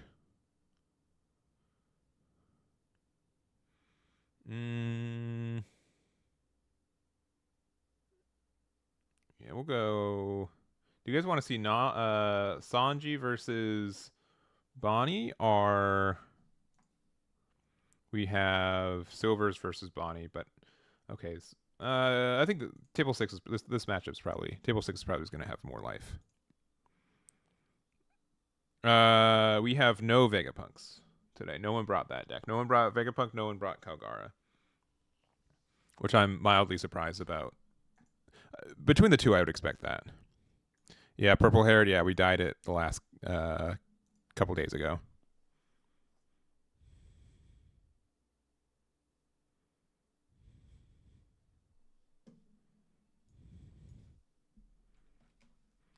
All right.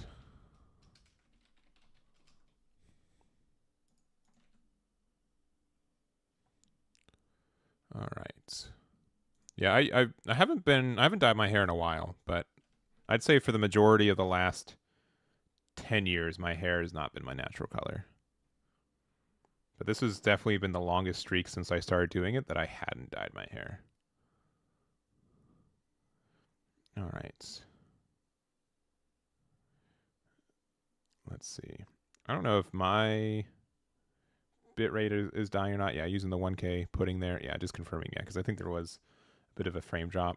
A lot of people say that. I think there's a misconception of people like, oh, you know, you have to invest into a better webcam and stuff. But really, the bottleneck for a lot of this is really just internet speed, and just their like packet drop percentage and that kind of stuff. So, which most of that stuff you can buy the best one in your area and still just get like bad internet, or they can just be having a bad day. So it's not. I think like the webcam to itself, most of the setups, the webcam is not always the culprit. I'd say it's only like half the time. And at this point too, I don't even know if it's like my internet capturing this for you guys, or it could be their internet, it could just be Discord. There's just so many like points of like redundancy.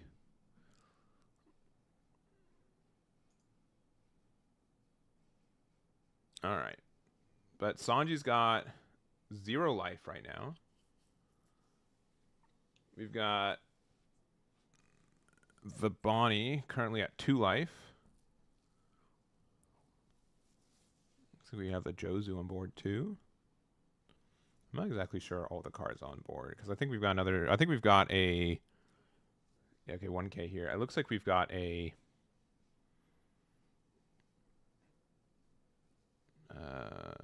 Reiju.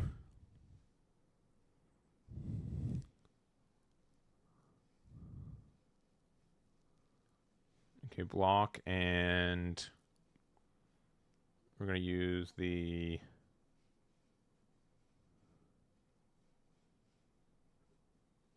I really can't tell what's going on. Someone's internet's dying. It might be mine. I did drop 24 frames this stream. Here, real quick. Real quick. 1 second.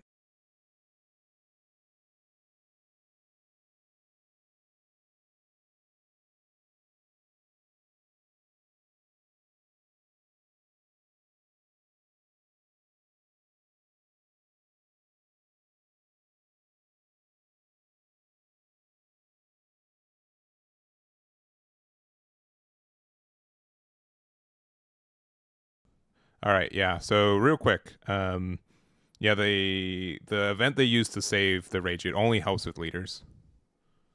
Yeah. Which this is technically the set's only been out for 4 days. we've known the cards for a while, but they're especially when they started making these events that only like help you protect leaders and stuff. It can be kind of tricky to get to remember which one's which, right? Especially when you're used to like something like Gum Gum Giant, which it's always live all the time. Gum Gum Giant could probably have just been leader only. It'd still be like 90% is good, but the fact that you can protect your board with it too has been crazy. Anyways. And we've got Bonnie on the right there.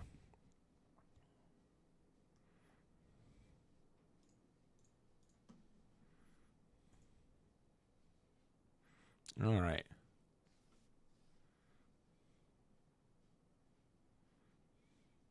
And they've got double Dofies out. They've got, man, that is such a shiny deck. Someone in chat said, I've never seen a min rarity Bonnie.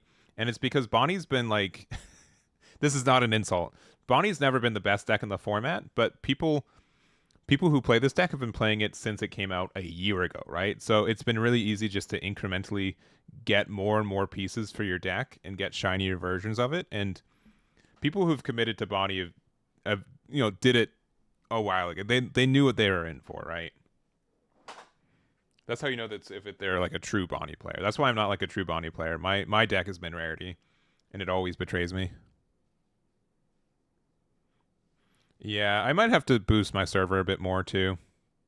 It could just be we're at a point where we have enough events that needs to happen. Lucci, yeah, Lucci too, right? And most of the cards like in both decks are just generically good cards anyways, because they're just like monocolor decks. So because of that, it's really easy to just like accidentally have a max rarity.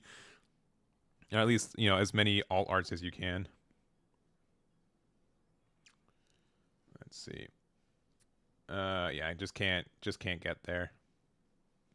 Yeah, and I think like even if the Perona was saved, right? Or not the Perona, the Reiju, it didn't I don't think they would have been able to finish the game anyways. So they took the damage knowing that like there's just no win from there. So all right, we've got a Bonnie who's still undefeated as well. Go back to me and my purple hair for a minute. As you guys have kindly pointed out. And then I also like the weird thing too is that I almost always wear hats. I was just not feeling a hat today. I guess we go to so weirdly enough the Bonnie the Nami versus Enel match ended.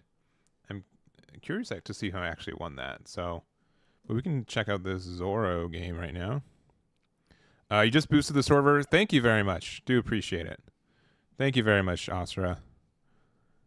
If there's any payback or not payback, if there's any reciprocation that I can do, let me know. I do appreciate it. I think I can just pay for it outright, which I can probably do, but I'll wait for like the next time that I have a couple events in a row. August has been generally a bigger month for events as well. I think I also pay for Discord. I use it generally. Like the thing is that I inherit is just like if I use a service enough, then I will pay for it. So I think Discord's definitely approached that. Yeah, almost every card in Bonnie can be all ordered. Yeah, because again, like they're just like generic cards that have been existing for a long time. Like let me. Are there any like cards that just like Uruj recently got an alt art, right? What is like the cheapest max rarity card that people play in Bonnie?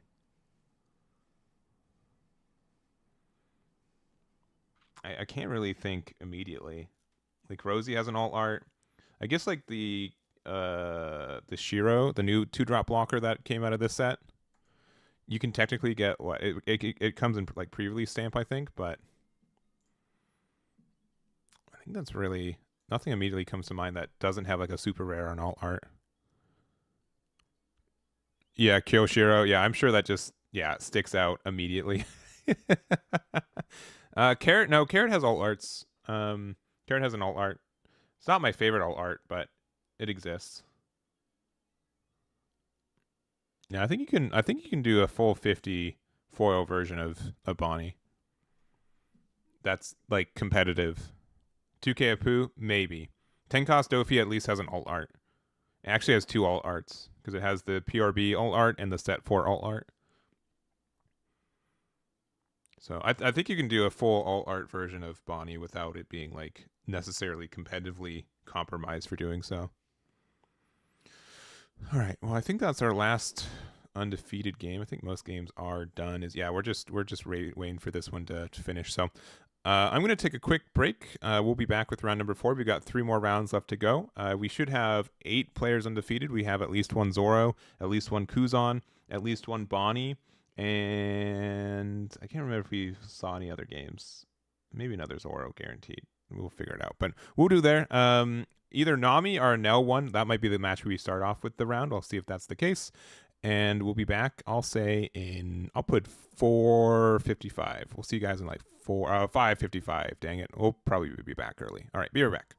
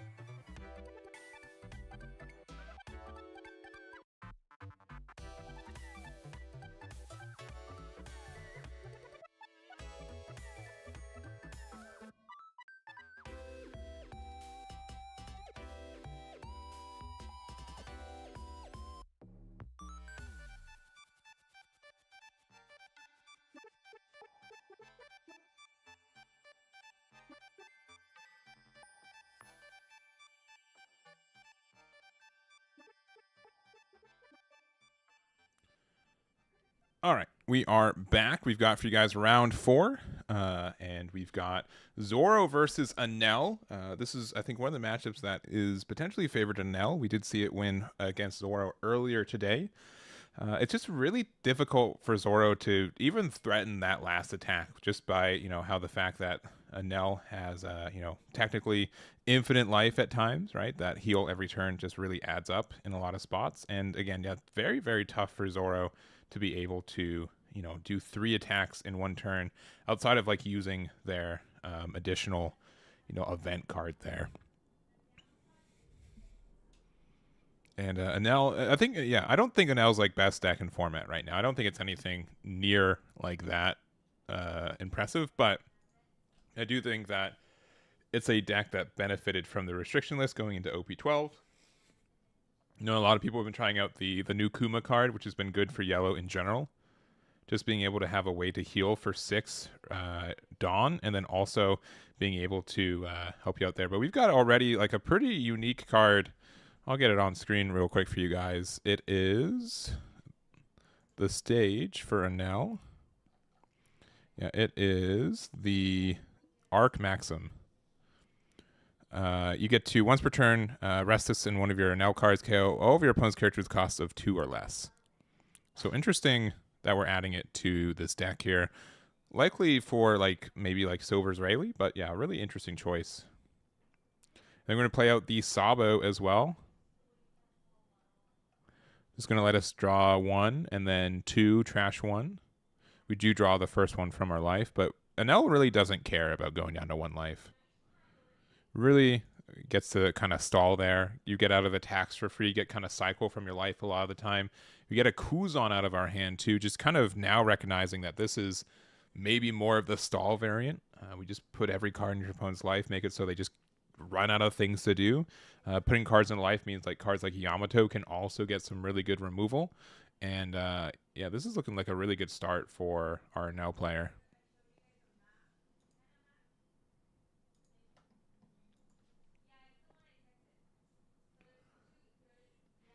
Yeah. Also, you are very free to play like a late game Enel deck in a format where Nami does not exist anymore, right? Yeah, Enel strictly lost one of its worst matchups ever consistently, and then it also its second worst matchup potentially in this format.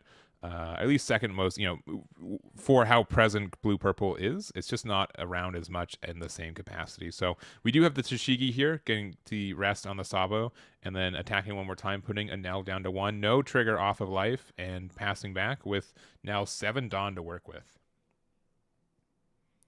Now, Tashigi being a cost 5 card means that we don't get to use 4-drop Kuzan to get rid of it. But we are just going to use this card here, which...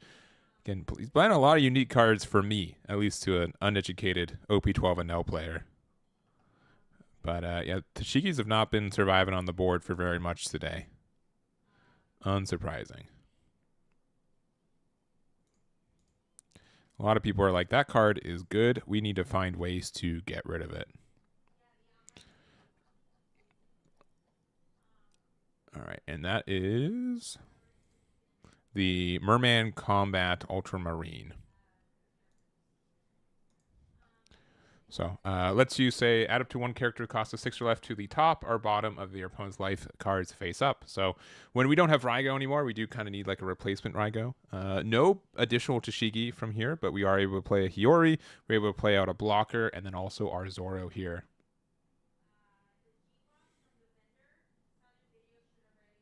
All right, and then drawing for turn. So I believe we are at 9 Dawn right now, so this can be really good for playing Yamato to get rid of the blocker and then probably attacking into Hiyori.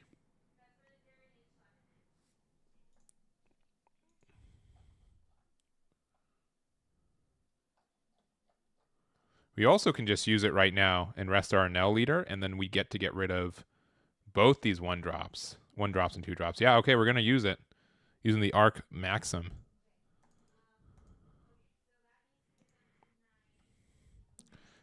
I would be shocked to see this card. I'm like, what is that? That's not even it's not even the Sky Island card, stage card that I'm expecting, right? But great in this scenario. You got rid of 2 bodies, so already ahead on the curve. We play 8-drop Katakuri. We're able to get rid of that Zoro too. They have 7 life right now, and now Yamato can get rid of a Mihawk if we try to drop one next turn. Yeah, what interesting and also like heavily obnoxious build. There might be 1 silvers left. Let me quickly go through the tables. So we've got this at table 1 right now. On table 2, we've got Zoro versus. Let's see. We've got Zoro versus Kuzan. Table 3, we've got Zoro versus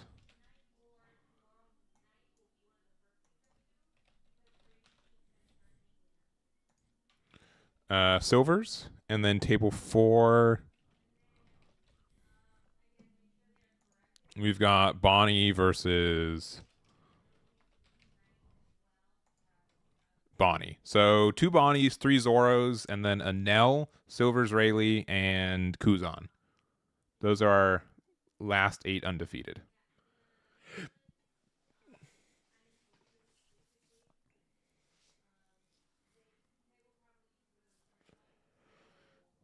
Yeah, this definitely is like one of the weird things in this matchup too, where we can actually like pressure board just by attaching all of our Dawn on our leader.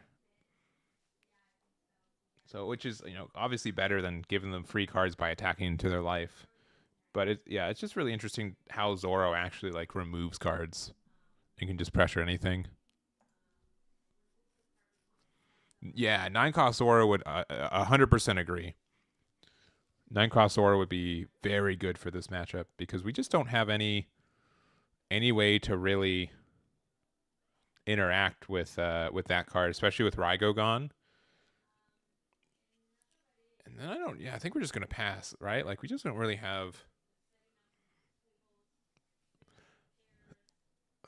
I'd have to be really hard pressed to find out like what's the best way to like get through this matchup right now.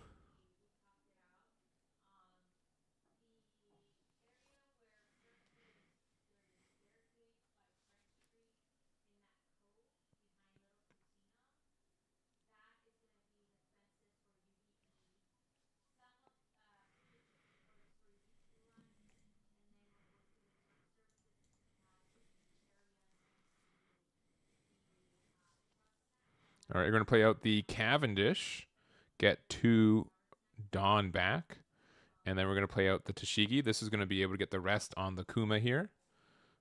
And yeah, we're just gonna go Big 10 into it. This is gonna let you just get another heal.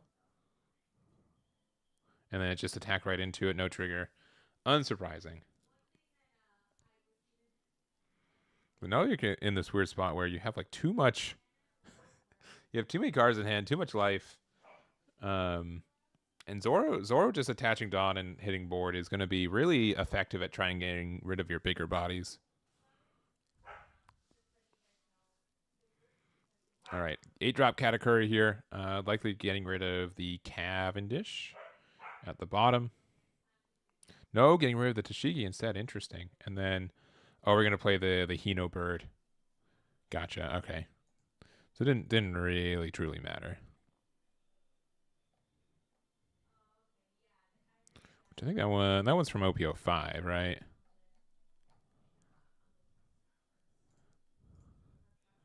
Are the 300 or 30 million? What's the actual name? What's the correct name for it?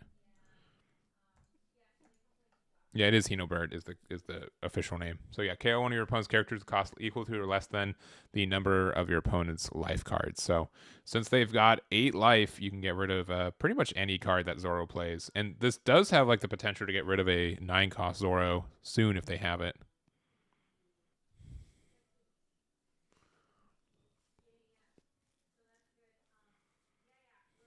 Okay, yeah. 1 big old swing going down to 2, no trigger off of life.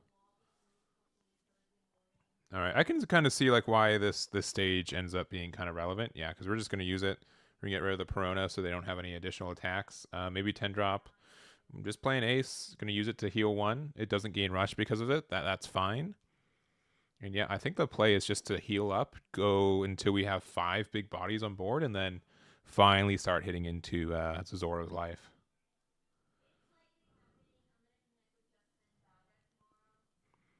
Yeah, Nell can be really brutal when they're able to get this set up here. And, you know, this is definitely the matchup you want to see. I think most people will say Zoro is one of the most popular, if not the most popular leader right now. And being able to have this game plan against them is devastating. Devastating stuff. I personally believe that, yeah, starving against Enel, Enel starving them is in the good spot. So, all right, we play. This is such a fun little combo. We have the Mihawk on tap 4, Cavendish on tap 2, and then doing that 1 damage. All right, again they're at 8, so if we've got like another Hino bird, we can just get rid of the Mihawk for 2, which is absurd. Looks like we do have Yamato as well. This is going to get rid of the the Mihawk too, because we can get rid of a 10 cost or less. And we're just going to pass from there. Going to let the Cavendish live, so that is like a little bit of a footing for Zoro.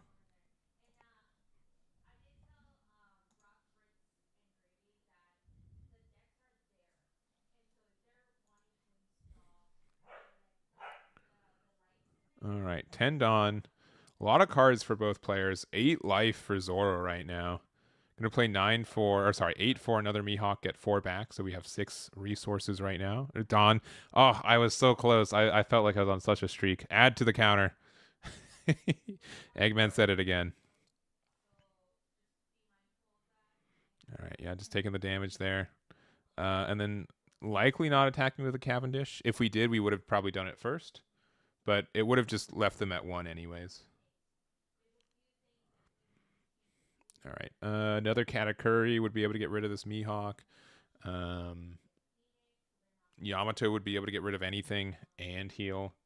We're going to go 5k first, maybe baiting the Mihawk block. I think you just got to take it, right? Like, you've got 8 life. It's fine. That actually, like, you taking it just means that there are less damage. But at the same time, if you take this, then they're going to start, like, cascading in with these other 8, 9, 10k bodies.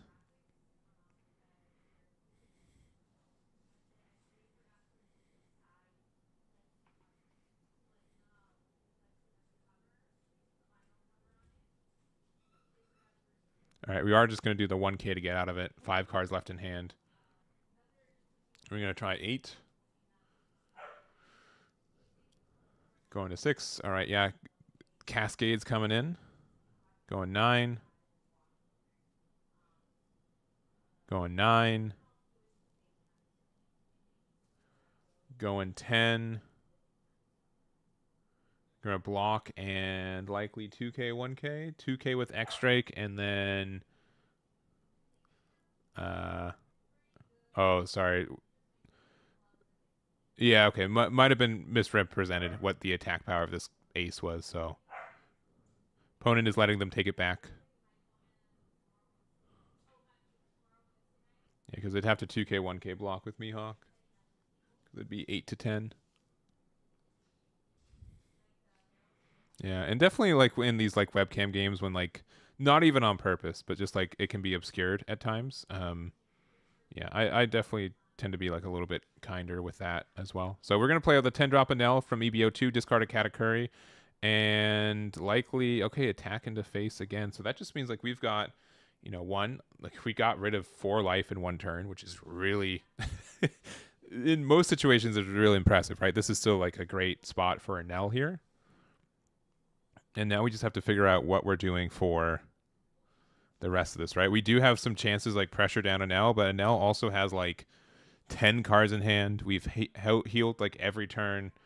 Like life has been easy. And yeah, we're just going to do the easy thing. We're going to go 12 into... Where do we even go? I don't think we're going to get rid of 10 drop Enel. Yamato's probably like the safer choice. Katakuri you can probably remove too.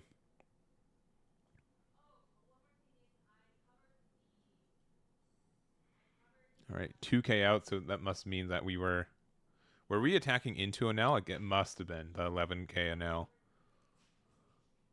right, we're gonna attack with Cav to get 2 more resource or 2 more Dom back. Likely this going into life. We're gonna take it. No Bayesian life to make our Zoro player quit the game. All right, I think we're gonna go 8 into leader. Oh, man, we got so many cards in hand for Enel though.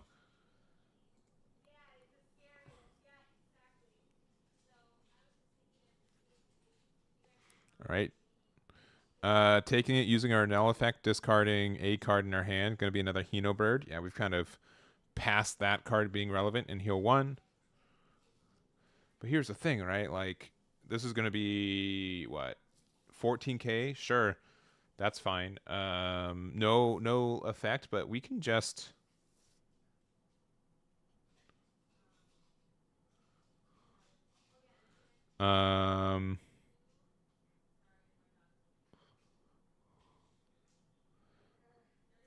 I'm curious what the question is.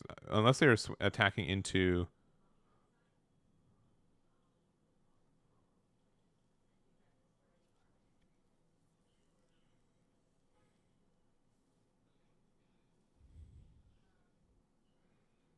Oh, okay. Okay, this is the first attack into... Is it?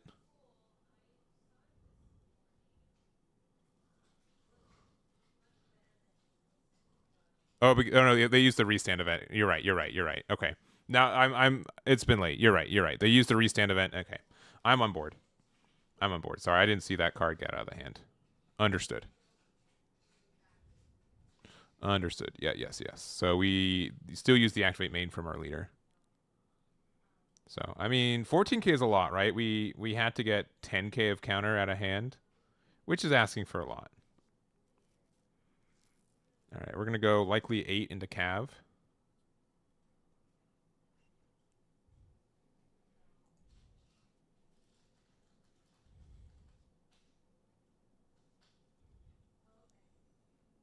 Yeah, yeah. I was confused as well. Yeah, yeah. Yeah, it's because he also got um the Dawn back from the Cavendish too. Yeah, because he used the restand event. That's why. Yeah, swung at life the second time after the restand event, and then used the leader effect afterwards. Yeah, but I definitely missed it too.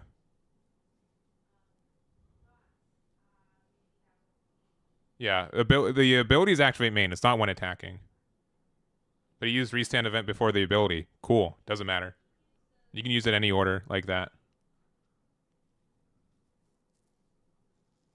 Yeah, yeah, yeah. No, it's okay. Like these cards are new. It's not the first time I've had this discussion. There's a lot of people think that it activates when you attack with the leader card, and that's strictly not true.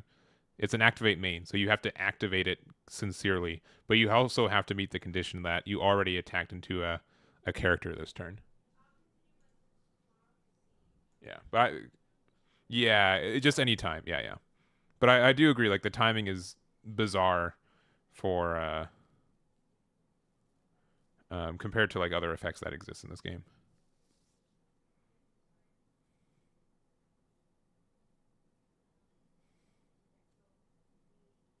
Yeah, they haven't even used any Dawn yet, so we're going to be able to use the Nell's effect, discard Sabo, heal 1, and then if they have like another heal effect, which looks like they will, 10 drop Enel, yeah, we get to use it again. Nasty. And then we get to heal up to 2 life. Zoro needs to get 4 attacks this turn just to be able to win. And that is asking for a lot.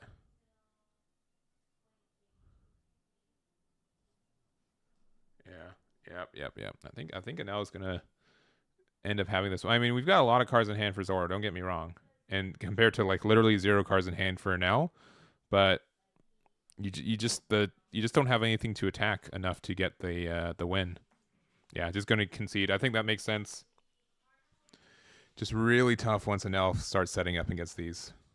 Yeah, I think Zoro did everything right, and you know, they did get really, really close, right? They had a oh they had I don't know which order was which, but zero cost as well. They haven't hit any good triggers yet in life. Okay, it was the second to last one, so they didn't get like the free heal, but man, nasty. Nasty business. We didn't see any beiges, we didn't see any, like Enel didn't trigger anything that game, right? They were due for one, but even without them they were able to get there. And I think that just kind of represents how good Enel can be in any format. Is if you can win games without any of your trigger effects from happening, which I think was the case for this game. I don't remember any relevant trigger effects happening. So, anyways, table 2 finished. We can go to, I think table 4 is a Bonnie mirror match, so I'd rather not go there. Table 2 just finished, so I guess we're going there. Bonnie mirror match. Yeah, let's go into it. It's gonna be a grind. The Enel stage says that you can rest the stage and any of your cards named Enel to get rid of all of your opponent's cards that cost 2 or less. They used it twice to get rid of 1-drop searchers and blockers.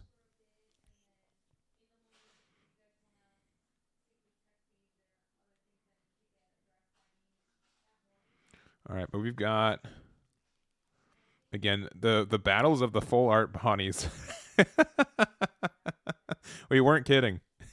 We weren't kidding earlier that Bonnie players generally play with full art decks. It seems they've already committed so much. What's an extra couple $100?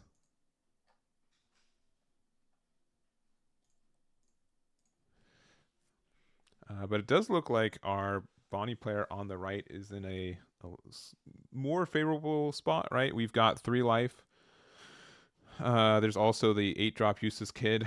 Unsure cards in hand. We've also got the Mihawk blocker, though. Again, blocking with an 8K to prevent another 8K to survive is kind of weird.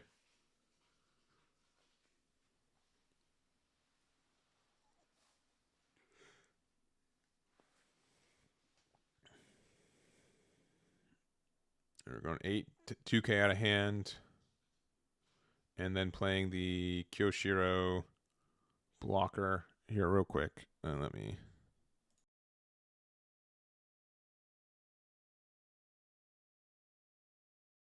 Yeah, just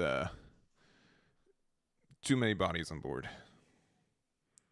But with only Mihawk and the blocker, it's going to be kind of tough to even just survive here.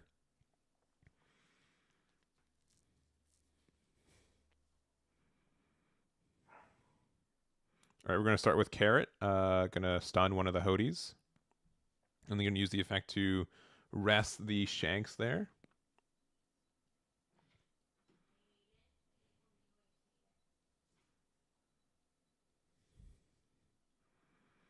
All right.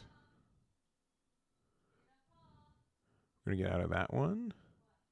We're going to play Rosie for 2, and then we're just going to attack with Cavendish to get the 2 back, which makes sense. We'll attack rather, and then, yeah, the 2 come back. All right, that gets the first blocker. And we're going to go 9 with Kid here. They're going to get the block there, and then... I mean, yeah, if the first 9 got you a Mihawk, right, then you got to go for this other 9. Yeah, only... Man, 9 cost Shanks, a good card, but you do have to find the time to play it. And our right Bonnie player is going to be undefeated going into the next round. So we've got in Enel, we've got Bonnie, and then let me see the other 2 tables if they reported. So this is round 4, yeah. So we've got, I believe we have Kuzan. So Enel, Kuzan. Oh, did I move the form? No. All right. So table 1 we had Enel. Table 2 we've got Kuzan, which will probably be the one we go to regardless. We have Zoro and Bonnie. So those are our 4 leaders that are undefeated going into round 5. Let's go back to me. Hello. Let's see what our other, like our X1 tables are looking like. Zoro versus Silvers, that game just finished. We've got Bonnie versus Silvers as well. And let me just check out table 9 real quick. Sanji again versus Silvers Rayleigh, but that game looks like it's about over.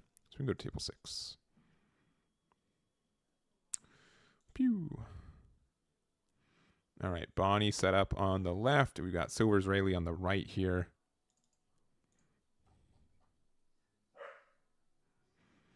Let me see. There we go. Pew.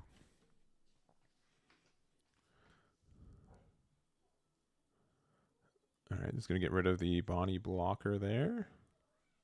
Paying 3 for Zoro. Going to have some rush potential here. No blockers on board right now, but we do have Carrot out. Oh, we're actually removing the Carrot too. Interesting. And then pass from there. We have more than 2 Dawn attached, so both these Luffys are currently 6Ks. We've got Kid Killer and Zoro, both 5K bodies. And then we've got 10 drop Dofi. We've got Bonnie, 1 drop, Bonnie leader, and then Cav.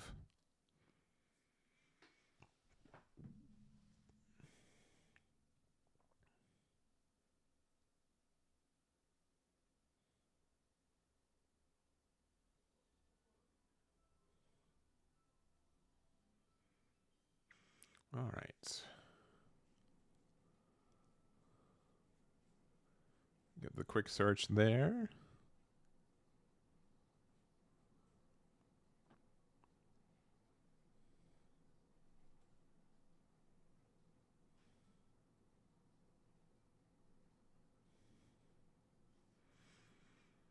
All right, just a, I believe 5K. Yeah, we get out of it by Luffy 4 drop. I think it's the alt art of that one. We're going to attack with Dofi. This is likely going to get rid of anything it wants to. We're going to get rid of the Kid and Killer.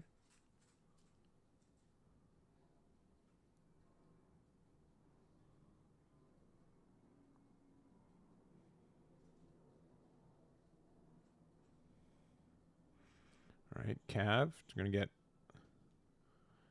some Dawn back after playing that 8 drop Eustace Kid.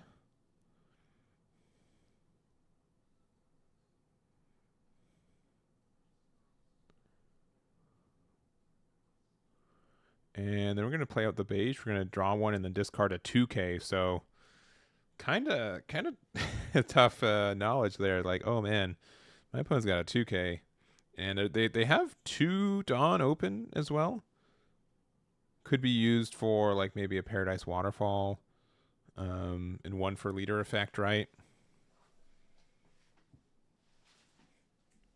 Paradise Waterfall obviously having more synergies than with Eustace Kid. It's just a 2K in the current board, but especially since, I don't think Silvers really has a great way to rest. Rest any, like the blocker. So we're just going to go big 8. Going to use it to rest likely one of the Luffys. I'm going to 2K out with the Shigi.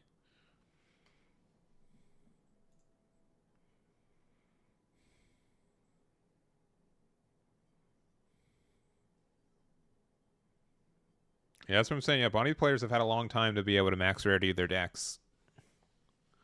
It's just an incremental process.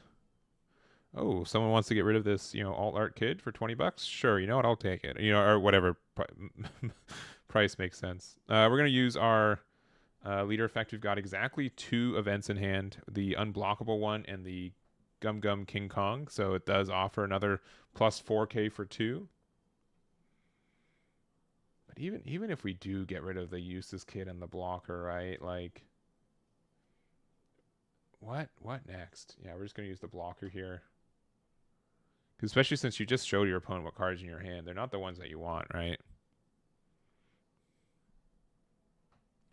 I would have been kind of tempted to just go larger with my leader attack and then using the event that makes me unblockable, right? Just to make sure I got rid of 8 drop kid. And then maybe, I don't know. They've got such a board, right? It's so tough. And we're just going to go 5 into, likely Zoro, because yeah, these Luffy's are 6Ks, gonna get the plus 2K. We're going to attack with Dofi here to get rid of one of the Luffy's. At this point, we know the other card in hand too. Oh man, brutal, brutal second Dofi has hit the board, getting 2 Dawn back. Any trigger off a life? No, might have been like a mole gun. And then yeah, spending 1 there. This is tough. Man, it's crazy to see how relevant 10-drop Dofi's been in this format. A card that's existed for, what, almost 2 years. And it's going to rotate out next year as well, but it has been really relevant today.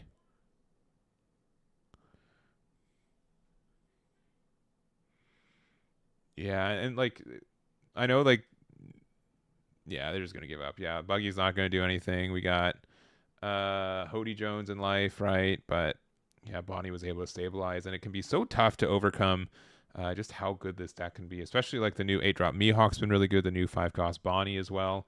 I definitely think there's a reason why this deck and Zoro have been really present and doing well in this format, at least in these first couple days of this new one.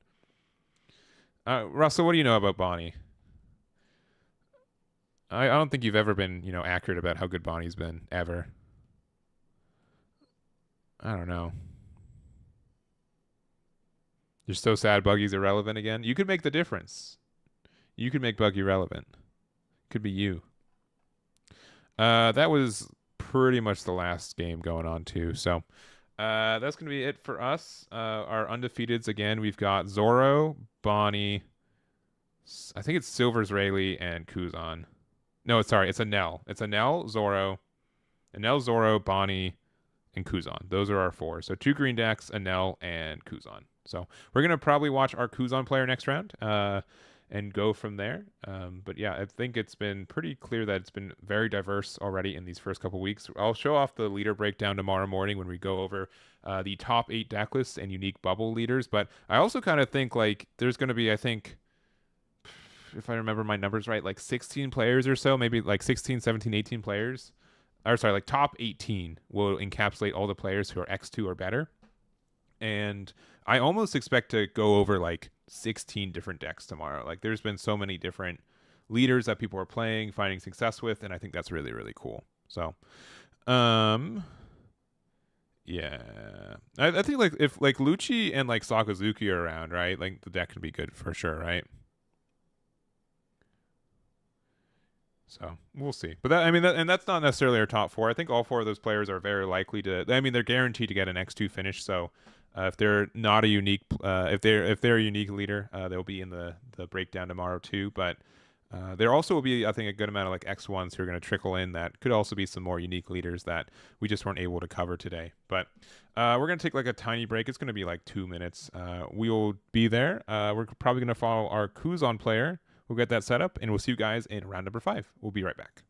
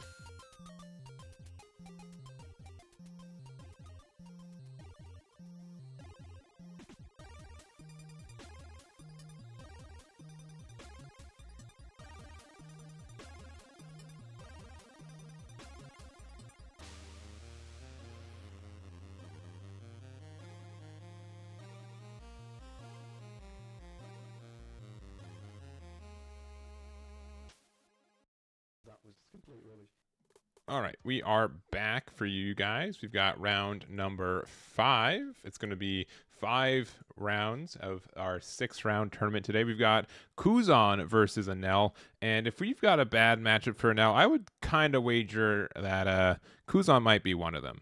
We do play some pretty relevant bodies in this matchup.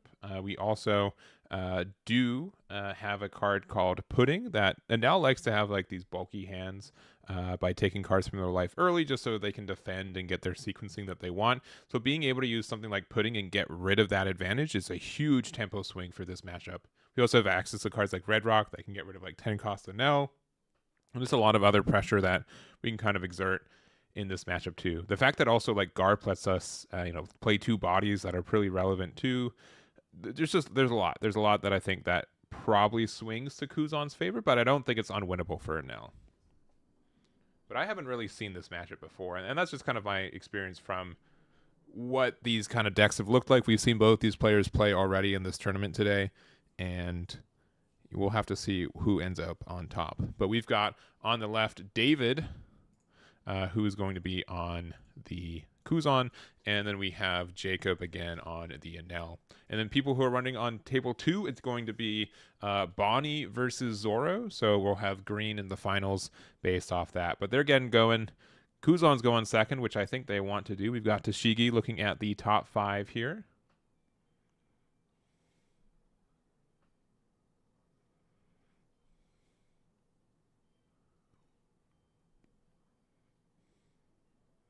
And going to look for, okay, 6-drop Kuzan. Pretty solid card.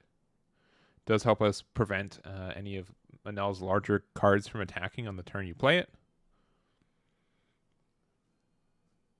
And nothing on 3. We're just going to pass. We're going to be at 4 Dawn right now. We're going to just go big 5. Enel's likely going to take it. Potentially ask cards in hand. No, end up just going to be playing out the Sengoku once again. So this is going to let us discard 1 card from our hand. We're going to look at the top 5 and add 2 Navy cards. And then after that, our Kuzan leader effect is going to let us draw 1 more.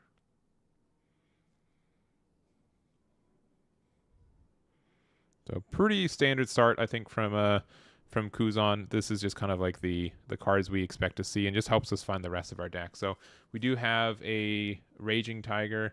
Another card, I think it was Garp. I couldn't quite catch it. And then another draw from leader effect.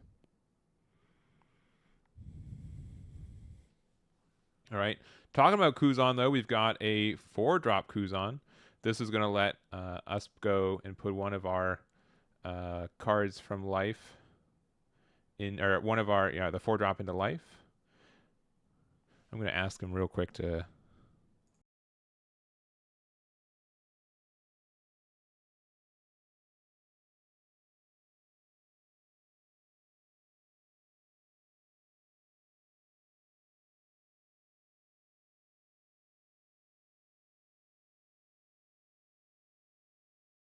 There we go. So yeah, Kuzan's at 6 life by putting that Sengoku there. And then we are playing the stage once again. And David likely knows this. We definitely know it. That life count is going to be really important for how Enel has its removal into this. So having this stage again, you get to rest your Enel leader, and you get to get rid of all 1s and 2 cost cards on Kuzan's board. But yeah, this 4-drop Kuzan is such an interesting card. It came out in, I think it was OP09. It's either 8 or 9. I think it came out in 9. But I saw this leader and I'm like, what deck is this for, right? It's a yellow Navy card. You get to like remove a card from board, and then your opponent like discards a card. But this just has like double kind of a value for this matchup where you're able to put more cards into your opponent's life, which sounds bad, but when you have life-based removal, it means you get more things in a range. You also do get to make your opponent discard a card, so you get the hand destruction. Real quick, just real quick. Kuzan says, buy your Navy type cards. All right, just making sure. As long as it didn't say buy Navy type cards, because if you could get a card draw off of yellow Kuzan, discarding for you as blue Kuzan, that'd be very funny. But it is only your Navy type cards, because that Kuzan is a Navy type card. Yeah, Tarv, I promise I'm just reading your comment, but there it is. I mean, it was supposed to be quote unquote played in Robin, but I've never seen Robin play that card. I've only exclusively seen it played in Enel. This is the only leader that I've seen it be played in. All right, we're hitting them down to 1, and then we do have the Monkey D Garp here, discarding a Jozu from our hand, and going to be able to play out another Navy type card with 8k power less, not named Monkey D Garp. So we're going to get the Sakazuki. We're going to get a card draw from Kuzan, and then the additional draw 2 from the Sakazuki. If the Sakazuki stays on board, it is such a great pressure card. Getting that extra Dawn every turn, being able to get Cycle, like, it is so good. It also just says draw 2, which makes it really difficult for a deck like Enel to really keep up to pace with, multiple Garps hitting the board.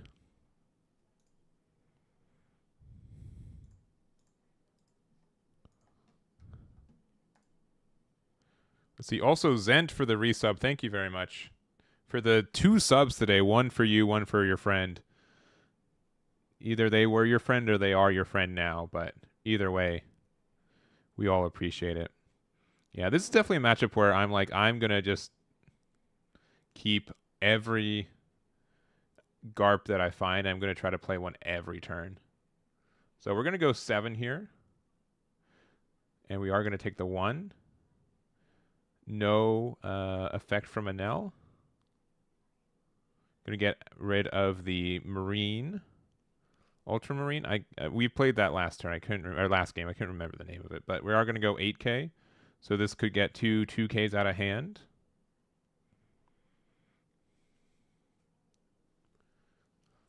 And I also like the fact that we have Borsalino already set up. All right, double 2Ks. Okay, in 2 beige that you won't find in life is pretty good. Second copy of Garp, fantastic. And then discarding a Aramaki. This time we're going to play out the Kuzan. We're going to use the effect to draw off of the Garp effect resolving for Kuzan. Then we're going to use our new Kuzan, discard a Borsalino to freeze the Katakuri, and then lastly get one more draw if we didn't forget to, which we might have, or I missed it.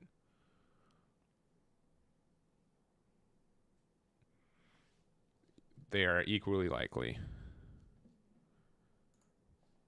But I don't think it's a mandatory draw. No, it is a mandatory draw.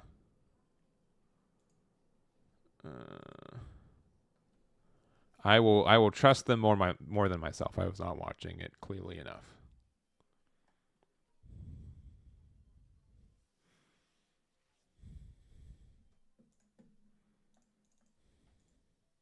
All right, second 8-drop Katakuri. This is the good one for right now. This is the one you want to see. We're going to get rid of one of the Garps. Sure.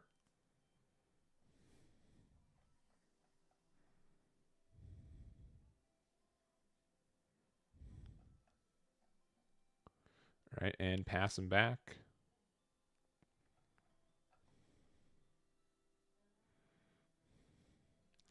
When Katakuri rotates out next format, that's gonna be good. Oh, we've got the pudding. All right, this is a huge turn for Kuzan now. This is going to be really, really tough for Enel. Like, there's chance, like, Enel doesn't automatically lose, but it's not up to them anymore. It is simply what the fates are demanding. 5 cards in hand right now. There it is. 2 8k bodies on board. We're going to start with a 5k attack. Going to get a 1k off with Sabo. 8k with the Garp here.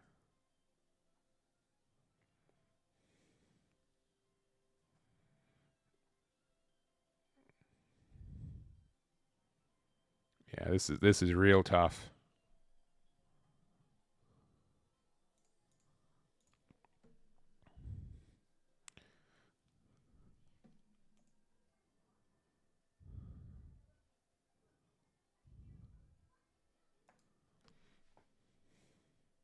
All right, double 2Ks. So you don't immediately lose this turn. But my guess is that we've got another Kuzan here. Yeah, Kuzan here, discard a card. Prevent the Katakuri from attacking. I still would likely go... I'd do a 5k poke with Borsalino to see if they take it or not. Because we're likely blocking with Borsalino this turn anyways. We're still in just such a great spot. I think hitting them to 0, though, is better. Just kind of force them to have a heal card that they don't know if they have or not, right? All right, 8k into likely Garp, 1k out. We do have the 10 drop ace. This card's pretty good for this situation, getting another heal here. 10k here. We're just going to use Borso to block that one. And we've got all these 8k attacks coming next turn, which is quite scary. Yeah, I think this is definitely a time where we could go for game this turn. Yeah, 8k.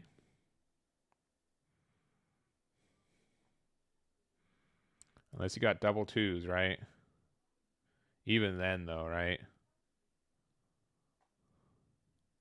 Oh, we're going for board. Wow. Okay. I was not expecting them to go for board. I think they had enough pressure to go for game, to be honest. So I'm a little surprised here.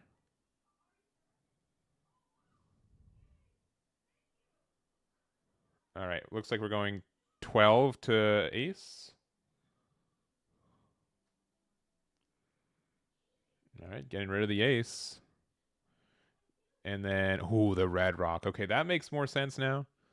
We really just were able to clear the board this turn with these swings. We're just going to leave them at 2 life, knowing that like Yamato would be able to get the technical draw or heal anyways. And if that's the case, we can't even pressure board because these 8k bodies are too big.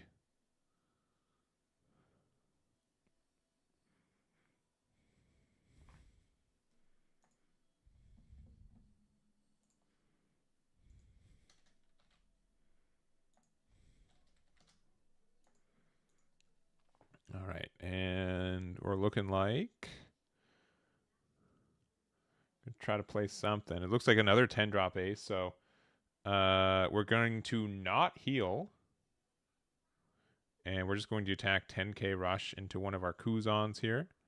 Or one of our 8k bodies here. So we need 3k. So 2k, 1k will do it. Double 2k, all right. Kind of showing what our hand looks like. And yeah, back to 2 cards. This is such a tough spot.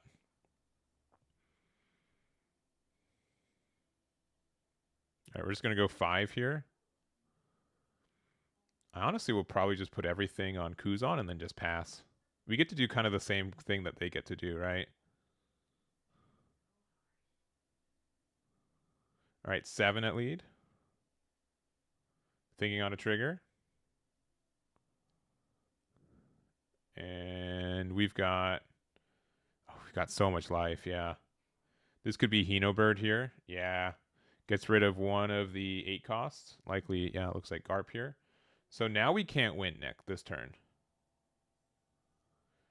We could put the rest on one of our Kuzans to attack in. Unless we have 8-drop Luffy. 8-drop Luffy. No, 8-drop Luffy still isn't enough. Use the effect. Discard Kuzan, heal 1. 1 card in hand. 8k here. Going down to 0. Any effect. No effect there. And then for another red rock to get rid of ace. So good. So good. 2 cards in hand.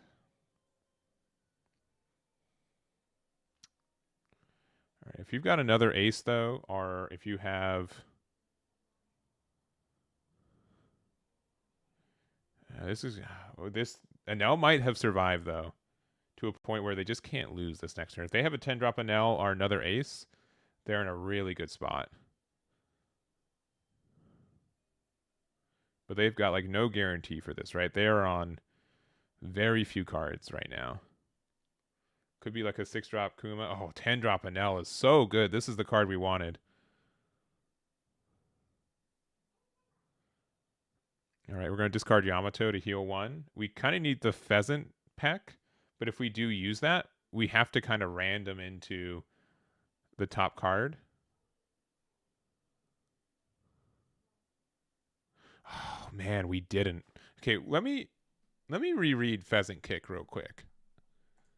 We could have been better about that, right? Yeah, we could have I think we could have played around that. If we just discarded if we use the 2K first, because it's not a cost. It's just a resolution of the effect. So we could have used 2K and then used the Pheasant Peck, and then we didn't have to discard anything. So a little bit greedy there and getting punished for it, because we definitely could have saved it 100%. And now we've got the long game as we continue through.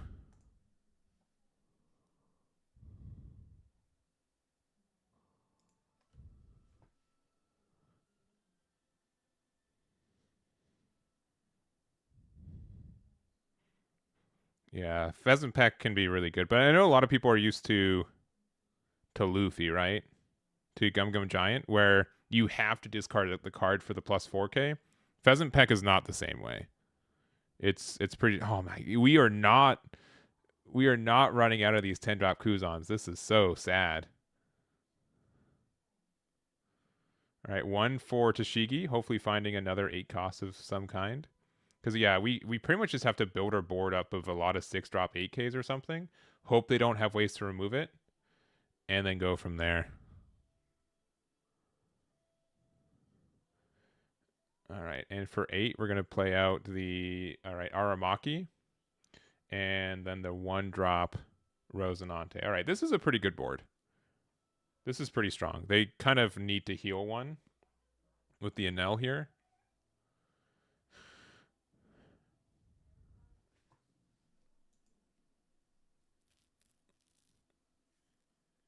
All right. They're going to attempt to get rid of that. Yeah, the Rosinante will get protection for it. Discarding a Gravity Blade, adding 1 to hand. Kuzan's going to attack into there. That's fine. And now you have to decide, do I have to attack with Enel? Because if I attack with Enel, I'm giving Katakuri one, or the Kuzan player another card.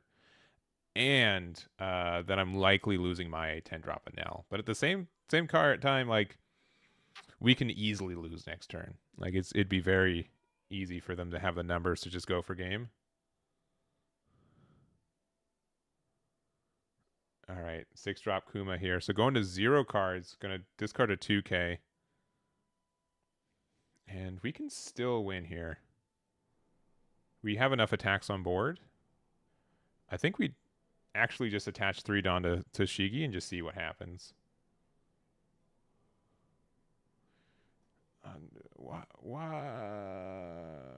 Why would we do that? Why would we do that?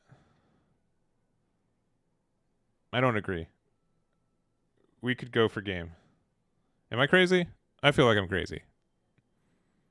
Right? And even if we didn't, I don't know. Like, we're doing the safer thing, right? We're building the wider board. I think that's fine. But I think that there was a good justification that we could have maybe gone for it, at least pressured a little bit with Tashigi and stuff. All right, gonna get rid of their Kuzan. They're playing the long game too. They're playing the safe. I'm the crazy one. All right, get the stun there. Yeah, the Aramaki's 11k without Dawn right now. Sure. I don't know. Like, we ran a, I would have attacked 5k with Tashigi. For sure. Especially because we ran out of Dawn, right? I don't know. I think we developed a better way to go for game this next turn though, still.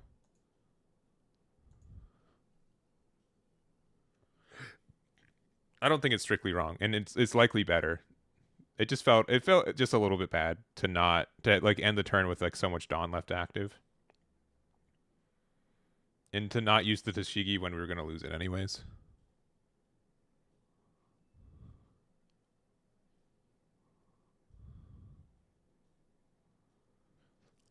I don't think I don't know. Easily has game is assuming no good triggers out of life, which I don't think is a fair assumption right here. All right, another pheasant peck. We're gonna get rid of Garp. This is gonna let us draw 2 cards essentially. So if we didn't like the 2 cards in our hand, we get to refresh. And 1 card in hand right now.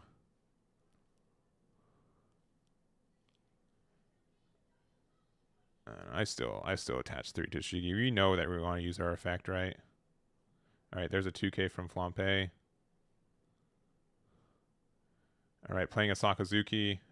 Decking out is like a real fear.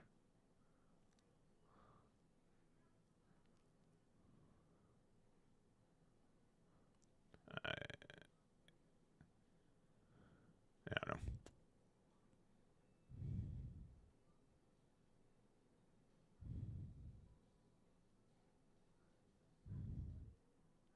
All right, attacking with Tashigi. All right, we're going.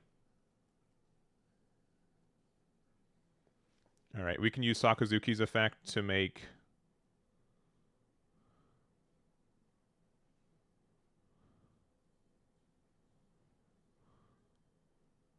Yeah, thinking about what card we want to discard.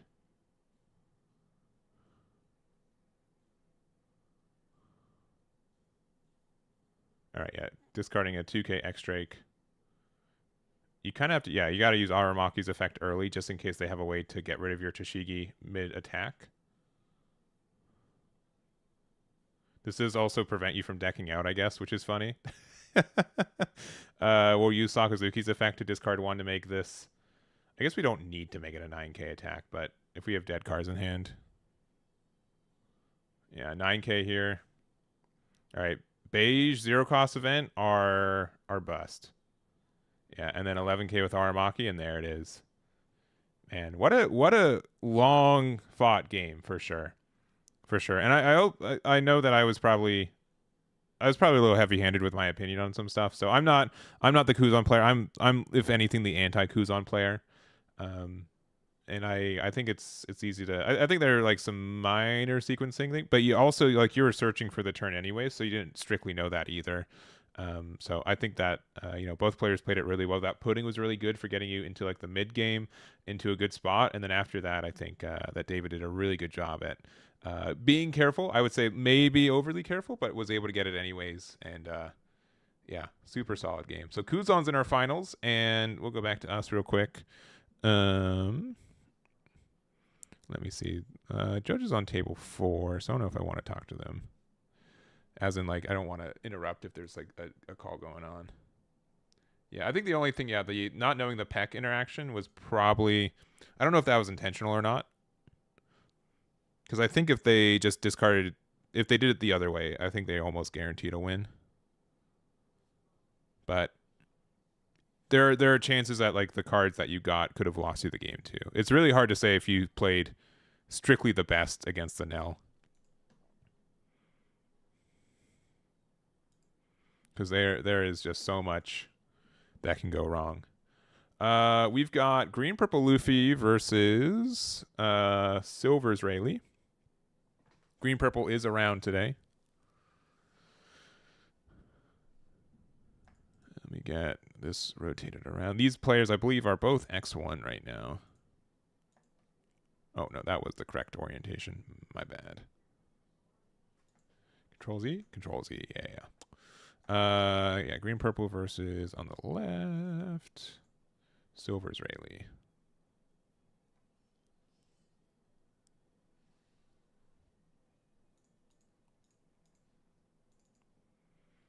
Call is done now. All right, we might jump back to table 4 after this one.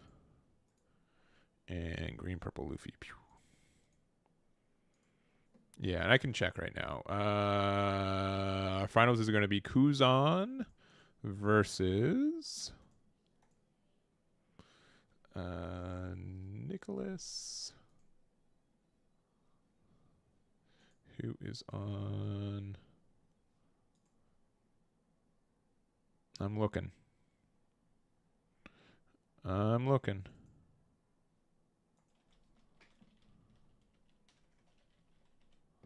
Nicholas is on Bonnie. So it's going to be Bonnie versus Kuzan for our finals today.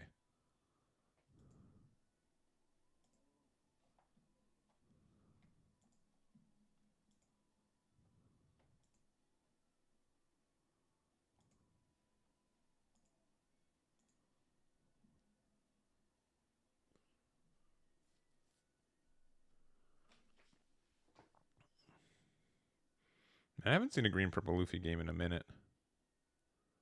You guys might not have either. Another giant. Oh, this is how it goes.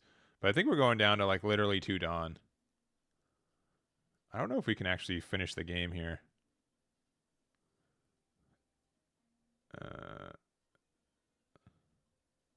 Yeah, okay. It looks like Silvers was able to get a big enough attack to just go for game there. And there it is. All right. Silvers should be X1 here.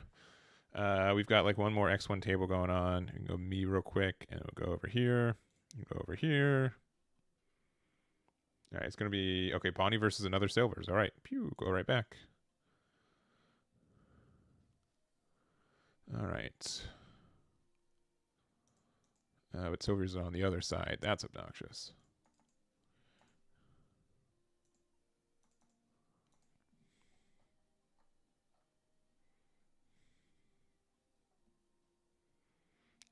All right, Silvers is on the right. Bonnie is on the left.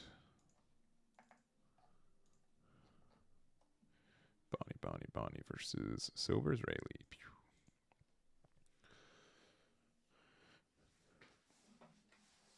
Yeah, Bonnie's got, you know, the wall of Mihawk. We've got Uruj. We've got Bonnie blocker. We've got Tashigi, Cavendish. Additionally, like a 10 drop, Dofi would do a lot of work right here if we had it. It pretty much stunned the entire board.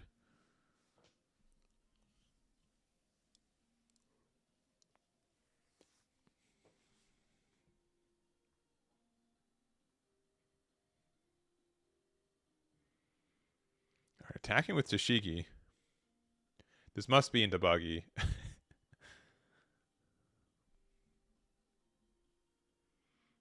And we've got what looks like 6 cards in hand for our Silvers Rayleigh player.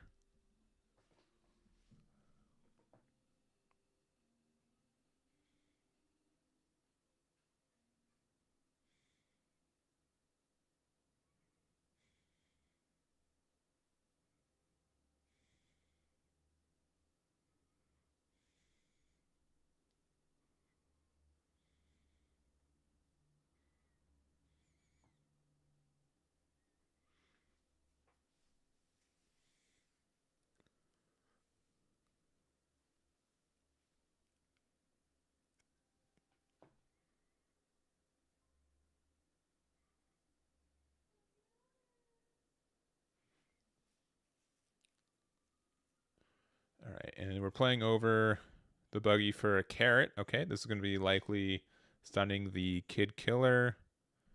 You've got 3 blockers up, 1 Dawn left active, and 1 life.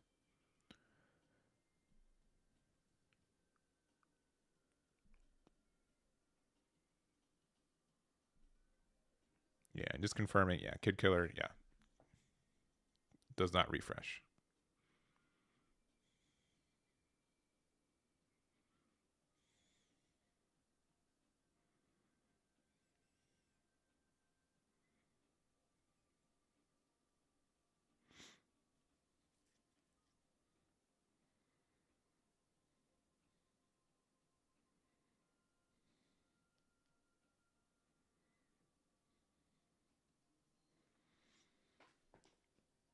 All right, and so we've got 10 Dawn for our Silvers Rayleigh. Again, both these players are X1. This is table 4 right now. Looks like we're paying 4. Okay, I was going to say, you can't pay. It looked like it was more, but I'm like, there's no way that you can. This deck is all about 4 costs, right? You can't pay anything more expensive than that. So looks like it's the color of arms hockey as well as the Gum Gum Mole pistol.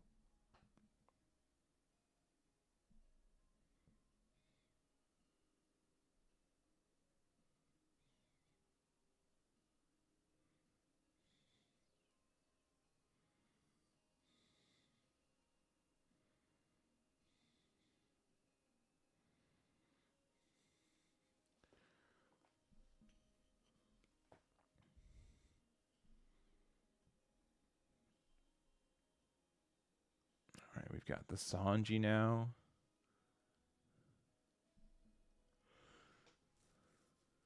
And we gave the Dawn, and then we're going to show the same two cards. So the Shaki. I don't. How? What is? What do people call this one drop searcher? Currently at a 7K. Shaki. All right. All right. So get the block there.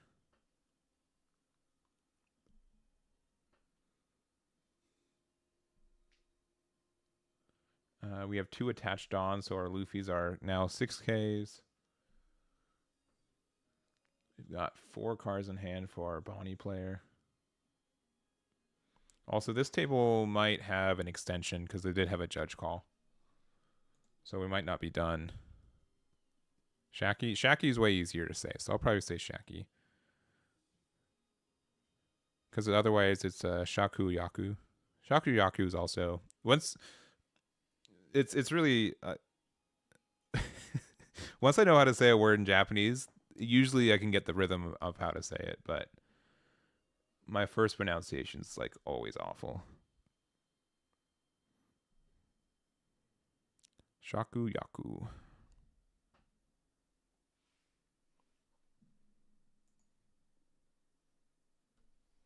Shaki. Gotcha. Shaki.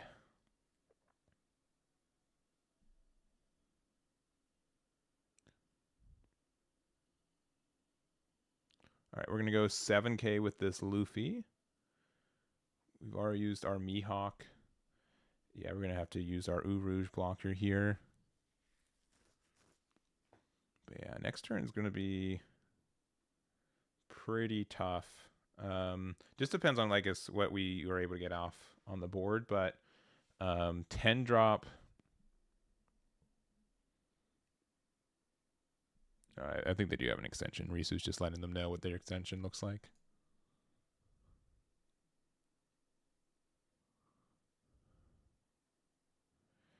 Kuzan 1, table 1. Bonnie 1, table 2. So Kuzan Bonnie finals.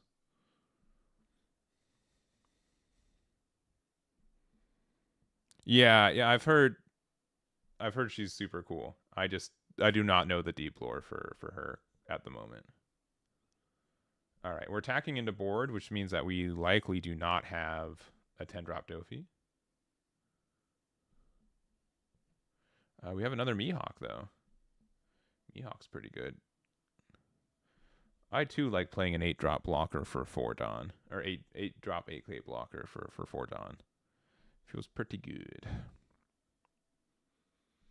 All right, we're going to attack 9K into likely Kid Killer. Getting 2 more Dawn back. There it goes. All right. We can attack Carrot.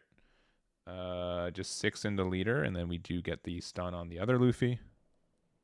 3-minute extension. All right. I'll just have that baked into this timer then.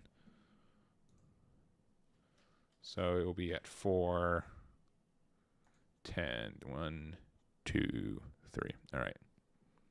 Starts at 55. Okay. Gotcha. All right. Thank you, Risu. All right. Yeah. Oh, and we still had Dawn to play the Bonnie blocker. Man, this deck gets when you're able to just get your blockers up, it is obnoxious. One of those Luffy's is stunned because of Carrot, right?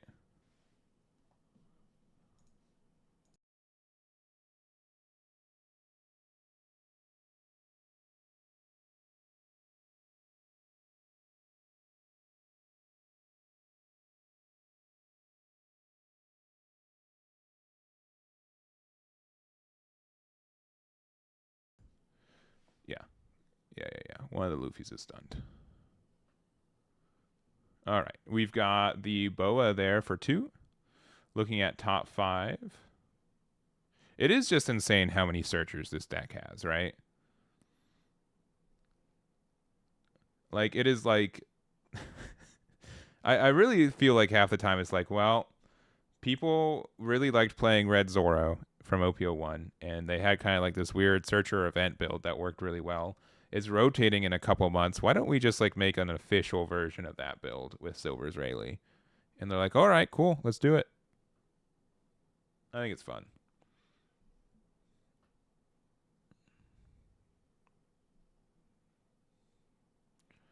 All right. Well, we've still got 8 active Dawn. Boa can also use its on activate main to give 2 Dawn somewhere else instead if you don't want to have that card on board.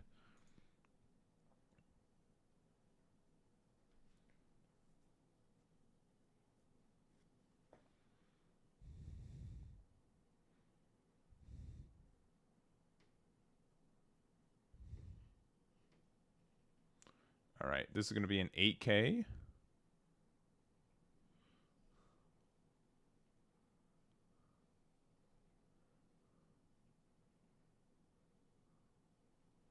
Wait, where? How are we getting? Okay. Okay, yeah, just making sure. Yeah, we just attached 2. Yeah, yeah. Sanji only attaches to itself. We haven't used that effect yet or anything.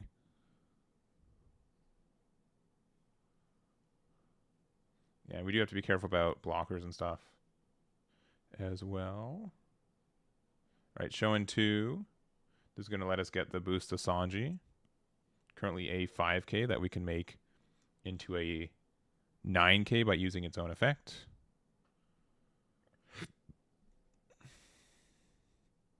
Let's pay 2 for the King Kong gun.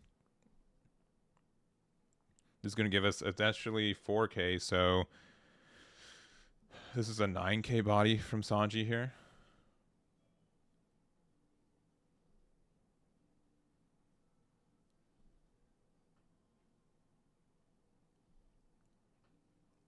I'm going to just block with the Bonnie there. And do we have anything to pay for that additional 4?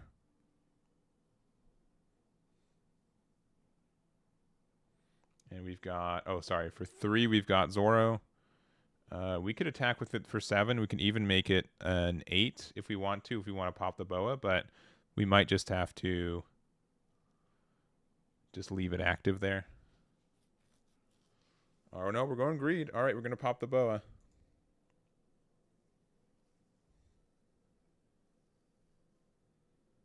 All right.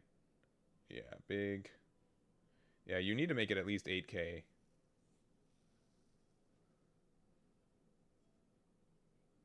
Yeah. 8K and 2. There, we're going to block and let it go. All right.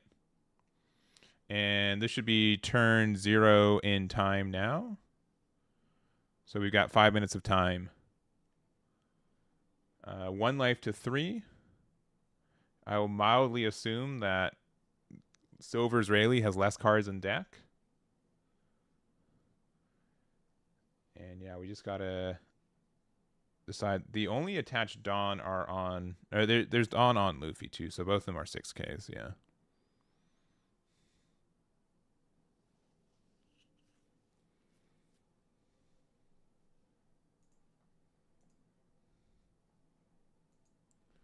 All right. Carrot attacking into likely Zoro, stunning one of the Luffys.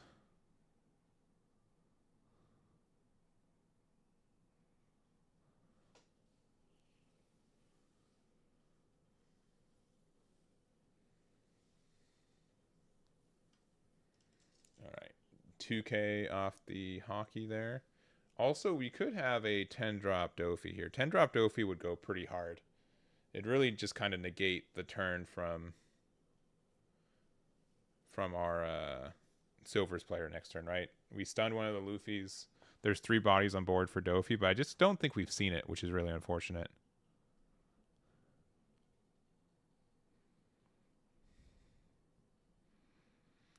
Oh, okay, we do have the Dofi. That's super big. All right, that's going to let us go 6K in the lead. Stun. Every card on the board is currently stunned. Bonnie's behind on life, so they can't really stall it. Yeah, go 8 there, yeah. And unless they want to double 2K, right? All right. Pass from there. Every card on the board right now for Silver Israeli can't attack.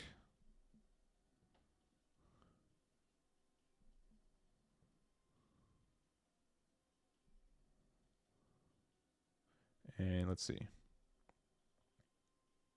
No blockers up for Bonnie. We've got 1 life. We've got 2 Dawn active. Yeah.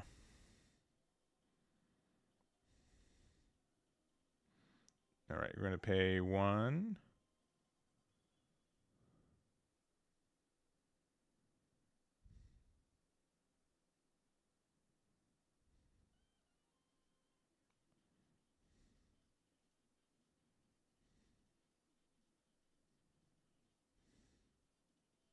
All right, 1 for Nami.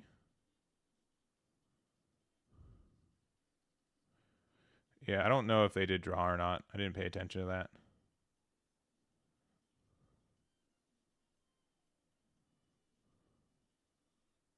They might have not, because I think they were at 2 and then they took the damage, so they should have started the turn with 4 after drawing.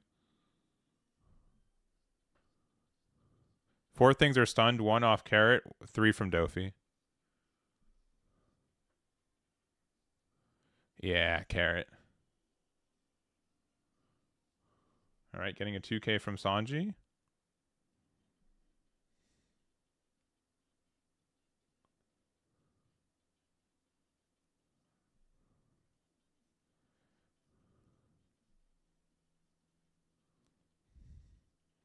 And we are in overtime, and this should be turn 1 here. All right.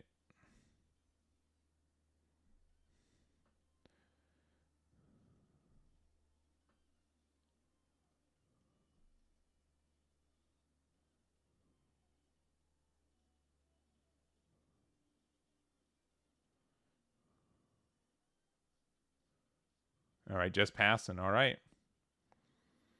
Start with 10 with Dofi.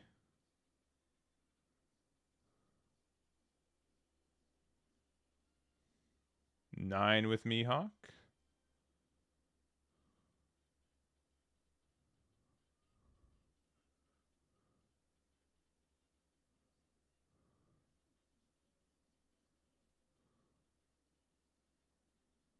And thinking about likely, yeah, the hockey there. No effect there. 5 with Bonnie.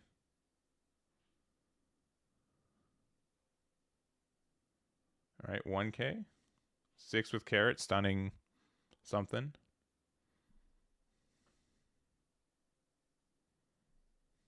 All right, 2K there, and then 15 with the Cavendish. Try go for game. And we've got the 1 hockey there, but then yeah, 2K, 1K, not quite getting there. So close game, definitely going into time there, but we were able to finish it in regulation after that, and that's going to be it. Bonnie's able to take that one. So they're going to have one more round, going to hopefully get that extra win to get into top 8 with X1, and that will be it for that one. So we're pretty much at the end of this tournament. We've got one more round 2. We've got not Carrot. We've got Bonnie versus Kuzan. Not this Bonnie player, different Bonnie player who's from there, but there it is. Gotcha. Yeah. Gotcha. All right, let me double check with.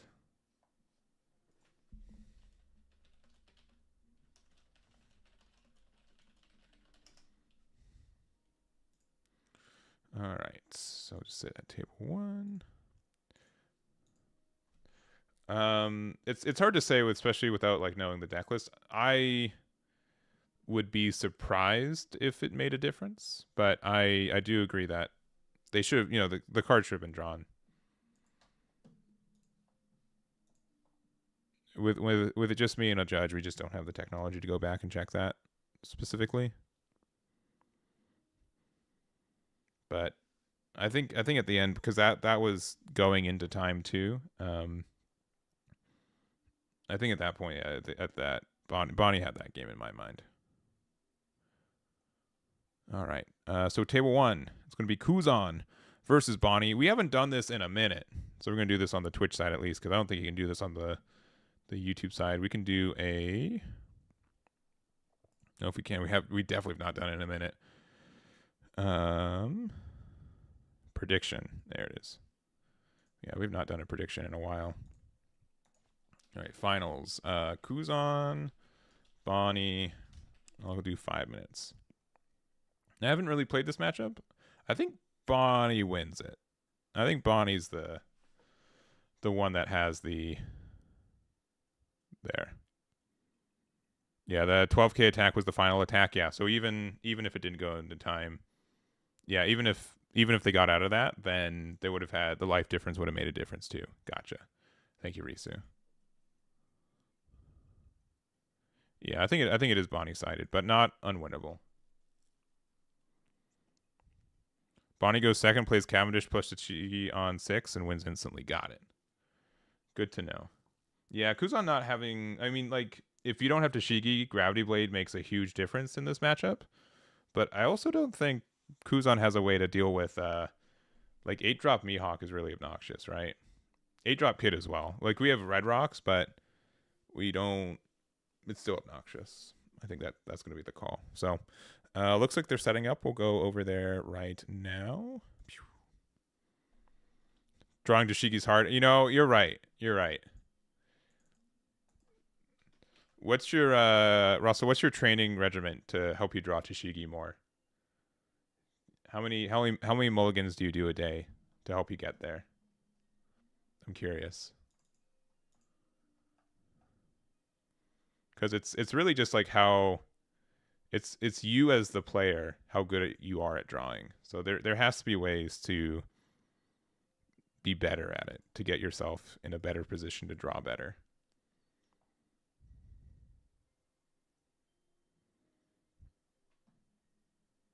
Oh, okay. You just play Zoro first. Gotcha.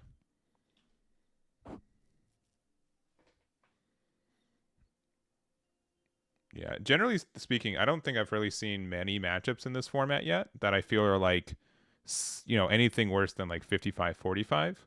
But that doesn't... I think the format's still new and there's still ways to adjust to it. But yes, this is our 6th and final round.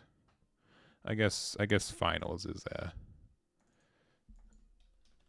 finals, baby. And this is timed. We might need it, so I'll add it. All right, and we are just starting. All right. 34-50 start.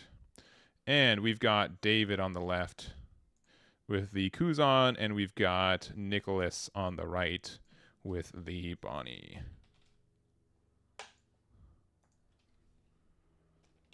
All right, and we got the 1-drop Bonnie to start us off, looking top 5 for another 1-drop Bonnie. Insane.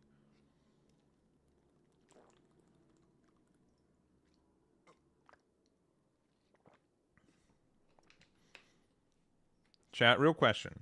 What's the better Bonnie art? The 1-drop SP or the set 1 winter promo ones? I need a real answer. Which one's the better art? I have one of them in a playset, but not the other.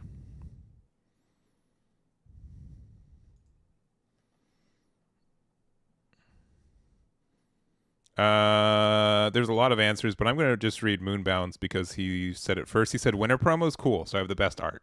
I'm going to stop reading any comments about anything else. Unless someone says Winter Bonnie, then I'll continue to agree with them. Yeah, Winter Bonnie's good. Gotcha. SP has pizza on it? That's just worse. It's pizza that I can't eat. Just reminds me that I can't have any.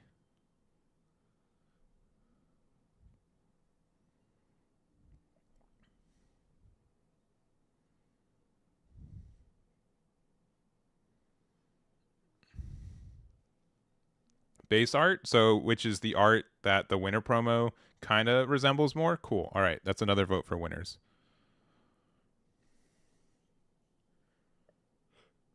Check TCG player. I don't know. Hey, supply and demand does not dictate which one's better.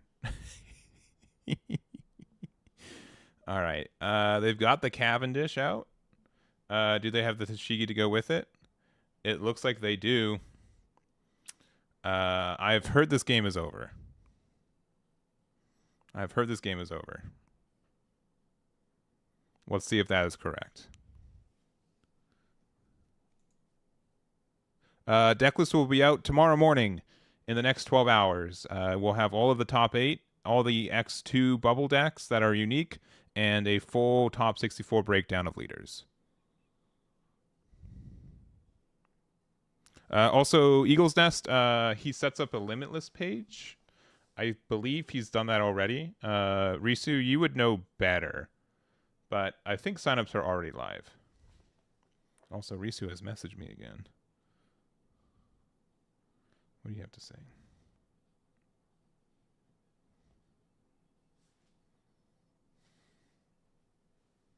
All right. Oh, okay. So we do have a removal for it, but it took a lot of pre-prep, right? We did get the in what we bounced the Tashigi to hand, right? And then we had to red rock the Cavendish. You know what? Like, I'll be honest, like having to use like red rock a 6 cost to get rid of a Cavendish, we're probably okay with that.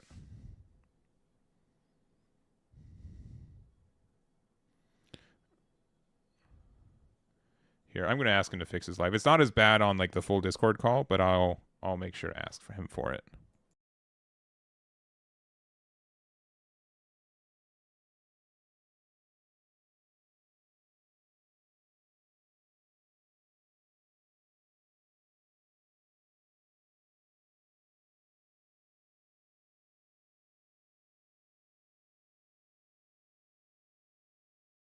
All right, there we go. Yeah, 2 life to 4 right now. But then we got another Tashigi. We've got a Bonnie, which immediately got us to the Dawn amount to be able to get the draw 2, trash 1. Bonnie also lets us keep that 1 Dawn active too. Yeah, it's Bonnie's been in the driver's seat here. Yeah, we'll take this 6K hit. We're gonna play out the Garp. At least it's like another Bonnie. If it was like another Cavendish, I'd feel really bad about it. We also were able to filter out an 8 drop kid, which means there's likely another one in hand. We do get the Sakazuki here, so we do get to draw 2 more cards. So our hand size is still pretty healthy.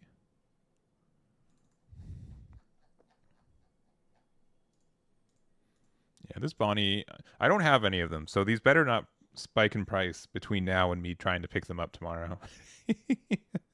I would appreciate that not being the case. So if Bonnie wins today, I'll probably try to play Bonnie tomorrow for Wednesday Night One Piece. I'm going to be playing Croc, Bonnie, and then I don't know if I want to play Blue Purple Luffy or Sakazuki. I just don't have a build that I'm actually happy with Sakazuki yet, so I don't want to play like a bad build and just lose. But I feel like I have to kind of play Sakazuki.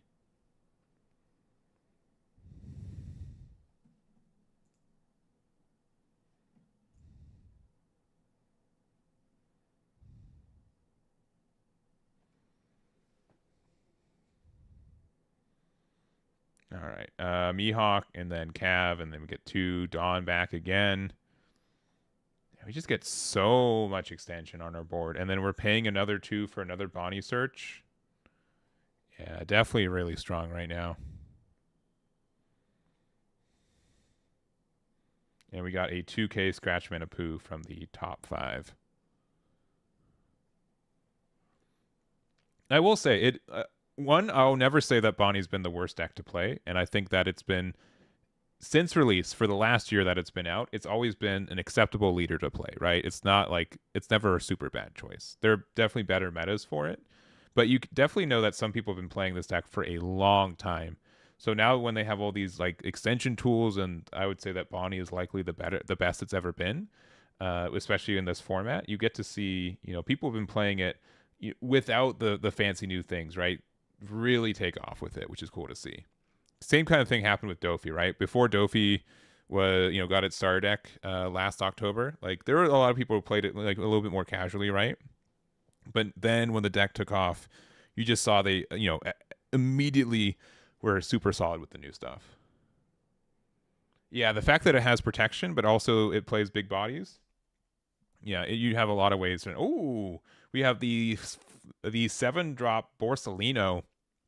I really like this card. This is a super fun card to play in this deck. You do get to play it off your leader effect. And it's also something you get to play it off Garp, so it works with that. And we've been doing a pretty good job at keeping up to pace, I think, with this. Oh, never mind. 10-drop Dofi though. Brutal card to drop right now. Now we get to Pressure Life. Yeah. Here's the thing, like, this is Bonnie's been drawing very well. I will not disagree. But when you also have now a draw 2, trash 1 in the deck that was desperately fighting for that kind of card draw. Like, people were playing Killer to sometimes draw a card, sometimes, right? And now that we have this in archetype, free to play almost, draw 2, trash 1 blocker, you get so much advantage in these situations.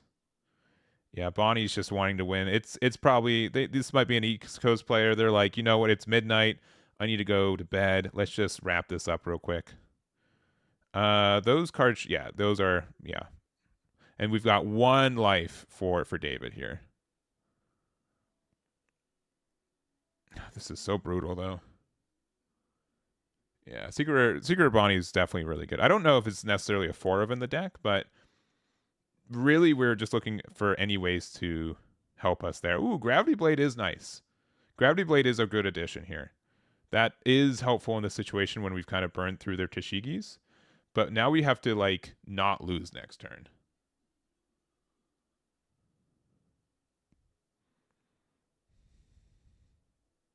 All right, we're going to use our leader effect to discard our Sakazuki effect.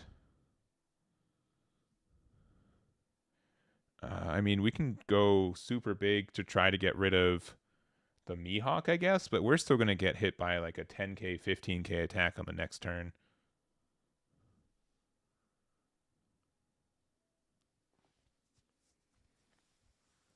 Yeah, gets the rest on the Borsalino. Yeah, we've got so much life, it doesn't really matter. And then passing with 3. Ugh. And Mihawk, like, we don't even have to be, like, greedy here. All right, 5. Oh, don't tell me you've got another 10-drop Dofi. Another 10-drop Dofi would be so brutal. Yeah, I think we can. If we have another 10-drop Dofi, we're going for it. All right, we got the Pheasant Peck. Draw 1. We'll go 10 into, at this point, probably Sakazuki. And then we'll just... okay, Garp. Sakazuki is, I guess, the relevant one when it comes to effects, but yeah, starting all the big bodies.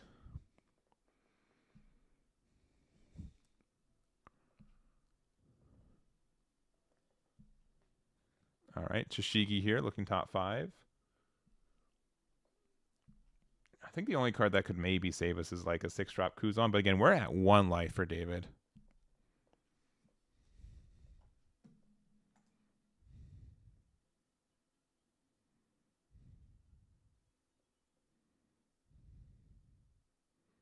Another Bonnie meta?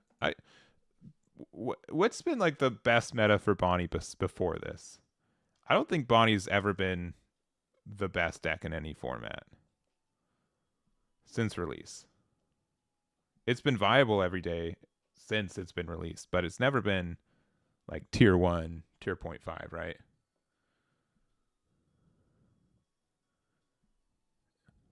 Yeah, I've never seen Bonnie taken more than like 20% of a pie chart. All right, Hody, yeah. Brutal. Yeah, and yeah, so much damage. There it is. There it is. All right, Nicholas, our winner. One of the fastest games we've seen today. 12 minutes, winning it with Bonnie. over David with the Kuzan. But I think David had a good show. He did a really good job at playing around like the Tashigi and Cavendish, but I don't think Nicholas ever had a turn where he didn't have the best card in his deck at the certain time in his hand, right? Like, just such a strong performance there. Crazy, crazy, crazy. Hody should have been on the ban list. I wouldn't be upset if I never played against that card, but I don't think that was something that's like immediately clear with the other bans that we got. It was popular in the Dofi meta, but but you called it the Dofi meta. You didn't call it the Bonnie meta. You called it the Dofi meta. Therefore, it wasn't a Bonnie meta. It was the Dofi meta.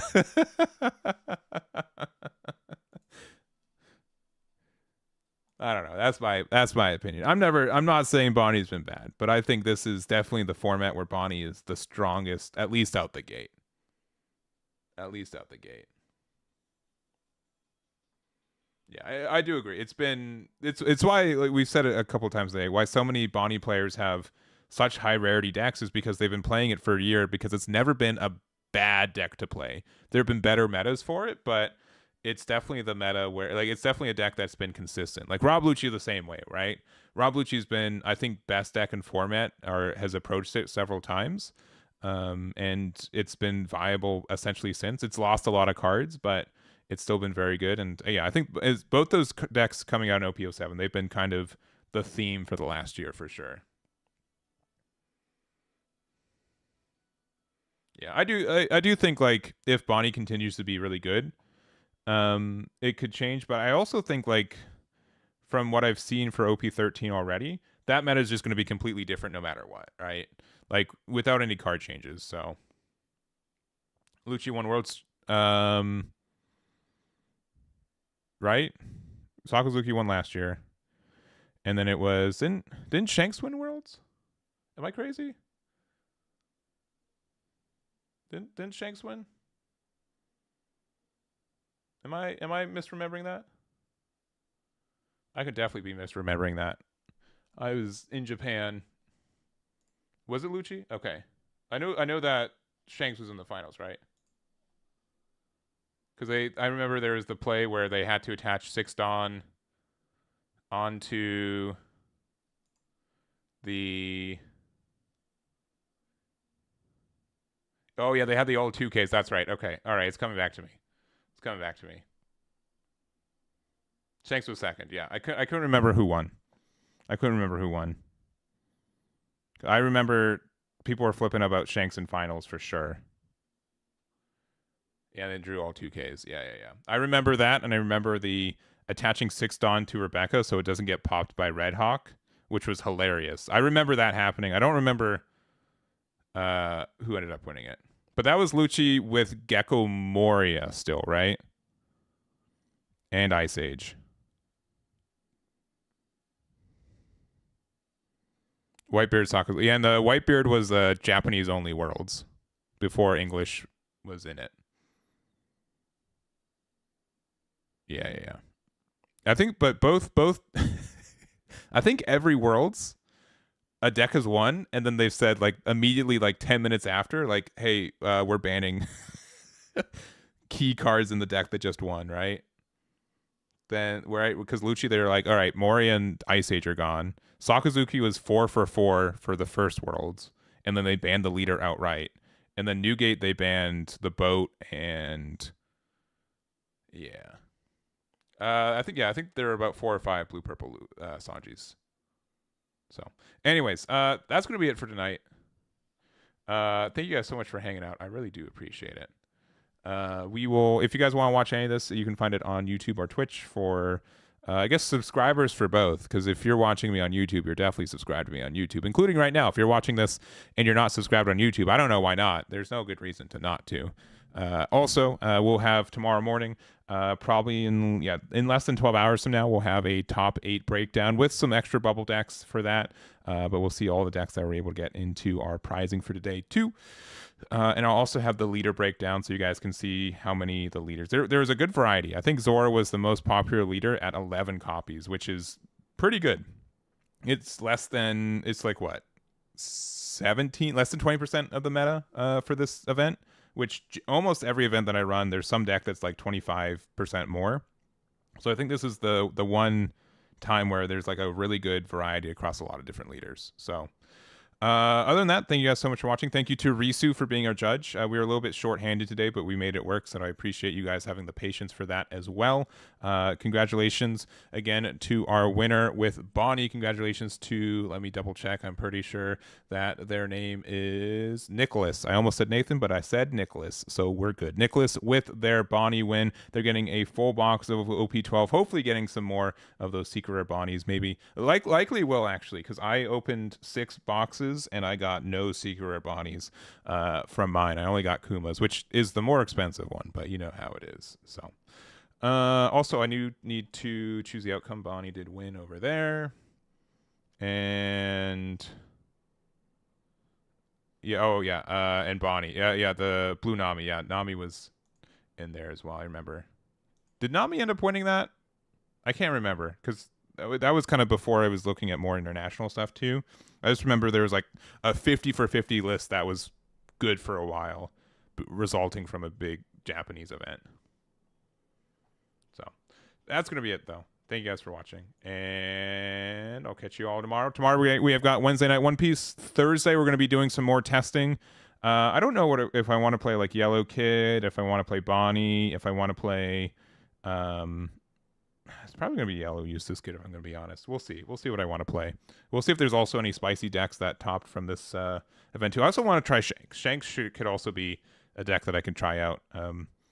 I could see that having a good matchup into Bonnie, though those Dofis can be so nasty against those decks, too. So, anyways, thank you guys. Appreciate it. Love you all. See you tomorrow. Bye-bye.